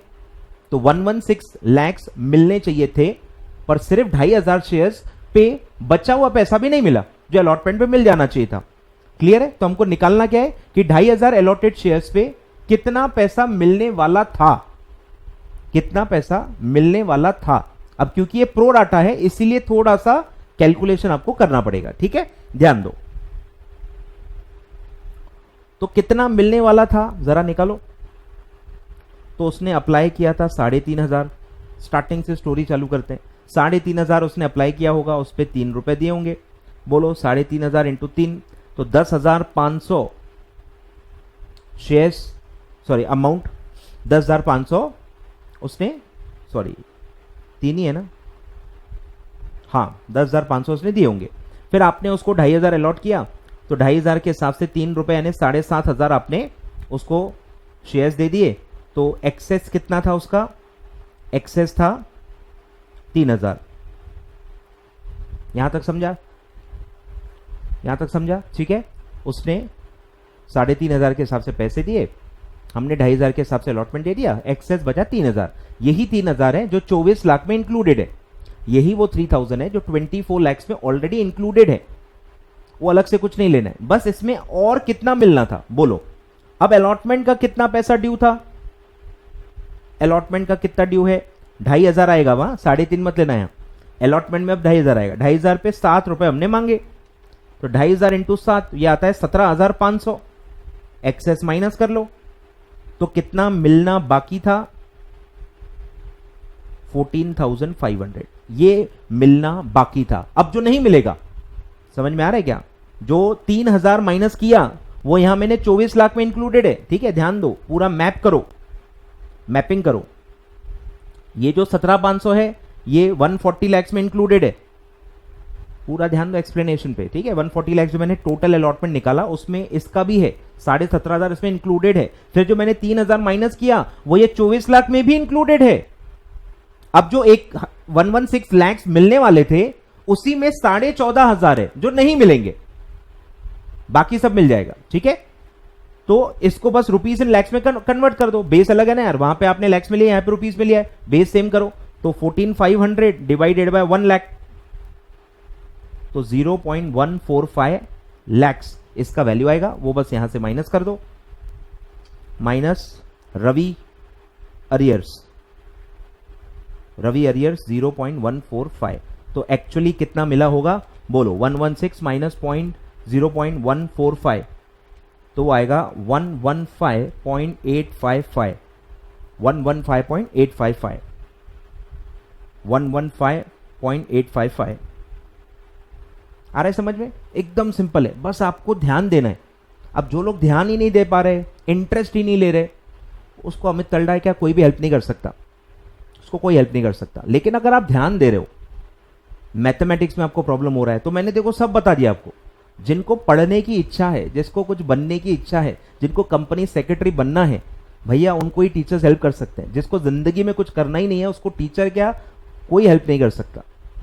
तो ये मैं जब भी आपको पढ़ाता हूं, कोई हेल्प करता हूं, मैं ये हमेशा अज्यूम करता हूं कि आपको पढ़ना है, यहां कोई एंटरटेनमेंट के लिए आप नहीं आए हो। काफी लोग होते हैं ना जो टीचर पे बर्डन डालते हैं, टीचर को, चल रहा है आजकल देख रहा हूं मैं सब, बट टीचर को कभी भी कॉमेडी का बर्डन नहीं देना चाहिए सर। एंटरटेनमेंट के लिए बहुत सारे लोग बैठे हैं। कपिल शर्मा की दुकान बंद मत करो, हमारा काम पढ़ाना है, उसी पे हमको रहने दो, ठीक है। चलिए सर, तो ध्यान देना भाई, इसलिए कह रहा हूं, ठीक है। टेक्निकल है पर मैंने देखो पूरा अच्छे से आपको बता दिया है। टोटल भी बता दिया, टोटल में रवि का क्या अमाउंट था वो भी बता दिया मैच करके पूरा, और सब वर्किंग स्टेप बाय स्टेप सब आपको बता दिया। आई होप आपको समझ में आया होगा। कमेंट बॉक्स में कमेंट करके बताइए, ठीक है। क्लियर है? तो ये आप लिख सकते हो, ठीक है। स्क्रीन दे देता हूं मैं, ये शायद मेरे वर्किंग में है नहीं है, मुझे पता नहीं है। स्क्रीनशॉट ले लेना, स्क्रीनशॉट ले लेना सर।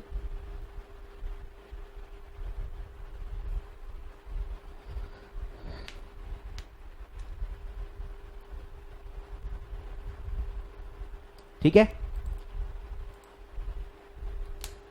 तो मेरे हिसाब से इशू का पार्ट पूरा कंप्लीट हो गया है।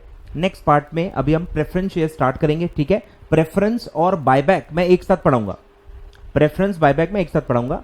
और जो ओल्ड के बच्चे देख रहे हैं भाई, निराश ना हो, फुल प्रॉब्लम्स भी जैसे मुझे टाइम मिला मैं ले लूंगा, अभी मुझे बर्डन नहीं लेना। बट मेरा जैसा होगा कोई एक कॉम्प्लेक्स, अब एक्चुअली प्रॉब्लम ये है कि जो भी कॉम्प्लेक्स क्वेश्चंस हैं मेरे चैनल पे ऑलरेडी अवेलेबल हैं।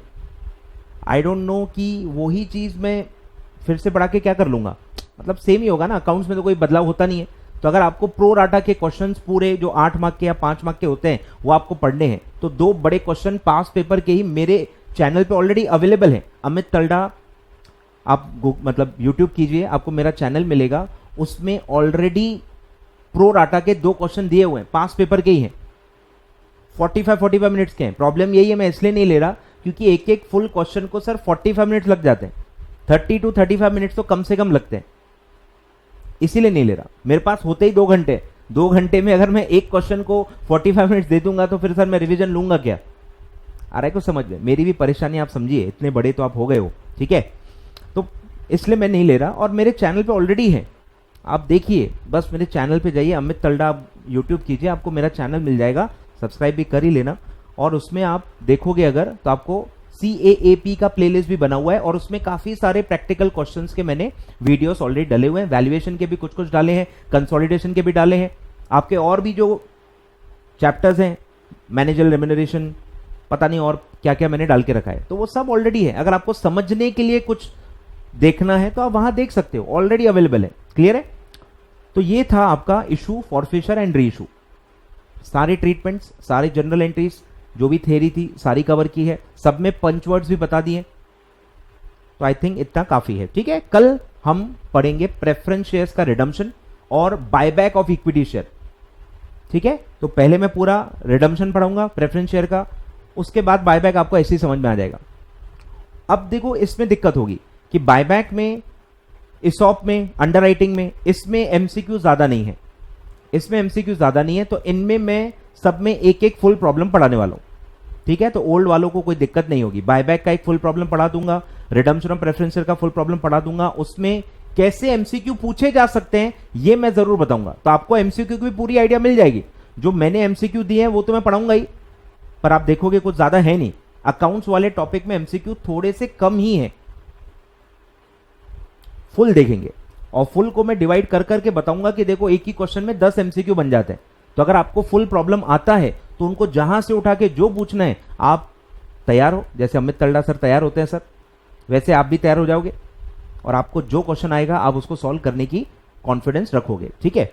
चलिए sir, thank you so much for sparing your time, ठीक है। ऑलमोस्ट 2 घंटे हो ही गए, तो कल मिलेंगे 11 बजे ही मिलेंगे। कुछ नालायक बच्चे छटते जा रहे हैं, नहीं देख रहे हैं, ठीक है। तो मेरी रिक्वेस्ट है सर 11 बजे ही देखें, मुझे कॉन्फिडेंस मिलता है सर, और कुछ भी नहीं है, मैं किसी के लिए दिखावा नहीं कर रहा हूं। जितने लोग लाइव आते हैं मुझे अच्छा लगता है कि यार चलो मेरी रिस्पेक्ट है, इतने लोग आते हैं और पूरा प्रीमियर देखते हैं, ठीक है। इट्स फॉर मी, और मुझे कॉन्फिडेंस आएगा, और मैं शायद फिर आगे और भी लूंगा। जो काफी बच्चे एफएम कर रहे हैं, देखोगे तो मैं आगे करूंगा ना यार, मैं भी इंसान हूं, भगवान नहीं हूं मैं भी देखता हूं कि यार रिस्पॉन्स आ रहा है तो करूंगा, नहीं तो क्यों करूं। अगर आप देखोगे ही नहीं, आपको थोड़ा कन्वीनियंस देता हूं मैं, तो आप देखना ही बंद कर देते हो। काफी बच्चों ने तो देखना ही बंद कर दिया है, वो बाद में देखेंगे। इसीलिए ही टीचर्स को एक्सट्रीम स्टेप्स लेने होते हैं, तो आप भी समझिए आप भी अगर शराफत से सब देखेंगे, फॉलो करेंगे, मोटिवेट करेंगे हमको, तो हम और भी लेंगे, हमको क्या प्रॉब्लम है, टाइम निकालेंगे, बट रिस्पॉन्स तो होना चाहिए ना, हमारा टाइम वेस्ट भी नहीं करना है हमको, ठीक है। तो आई होप आप देखोगे, आई होप आप सारे प्रॉपर फॉलो करोगे, और डेफिनेटली जुलाई में मेरे को टाइम मिला तो अपन और भी देखेंगे, ओल्ड का भी देख सकते हैं, न्यू का भी देख सकते हैं, ऐसी कोई दिक्कत नहीं है। It all depends on your response, it all depends, it all drills down to your response. अगर आप रिस्पॉन्स देते हो तो ही चीजें होती है सर, नहीं तो हमारे पास रिकॉर्ड करने के लिए बहुत कुछ है, ठीक है। चलिए सर, तो आई होप आपको आज का लेक्चर पसंद आया होगा, आपको सब एमसीक्यू समझ में आ गए होंगे। पार्ट री इशू पे आपको स्पेशली ध्यान देना है, पार्ट री इशू में आप गलती कर सकते हो, हर जगह मैंने पूरे बेसिक्स बता दिए हैं, सबके जर्नल एंट्री भी आपको बता दी है, ठीक है। मेरे हिसाब से इतना काफी है। कल मिलते हैं sir preference shares and buyback of equity shares 11 बजे शार्प वीजी स्टडी चैनल पे, ठीक है। थैंक यू सो मच, ठीक है। वीडियो लाइक कर देना भाई, वीडियो लाइक कर देना, और शेयर भी कर सकते हो, मना नहीं किया है, शेयर भी कर सकते हो फ्रेंड्स में, व्हाट्सएप ग्रुप्स में, ताकि उनको भी ये सारे कॉन्सेप्ट्स अच्छे से समझ में आ जाए। Thank you so much.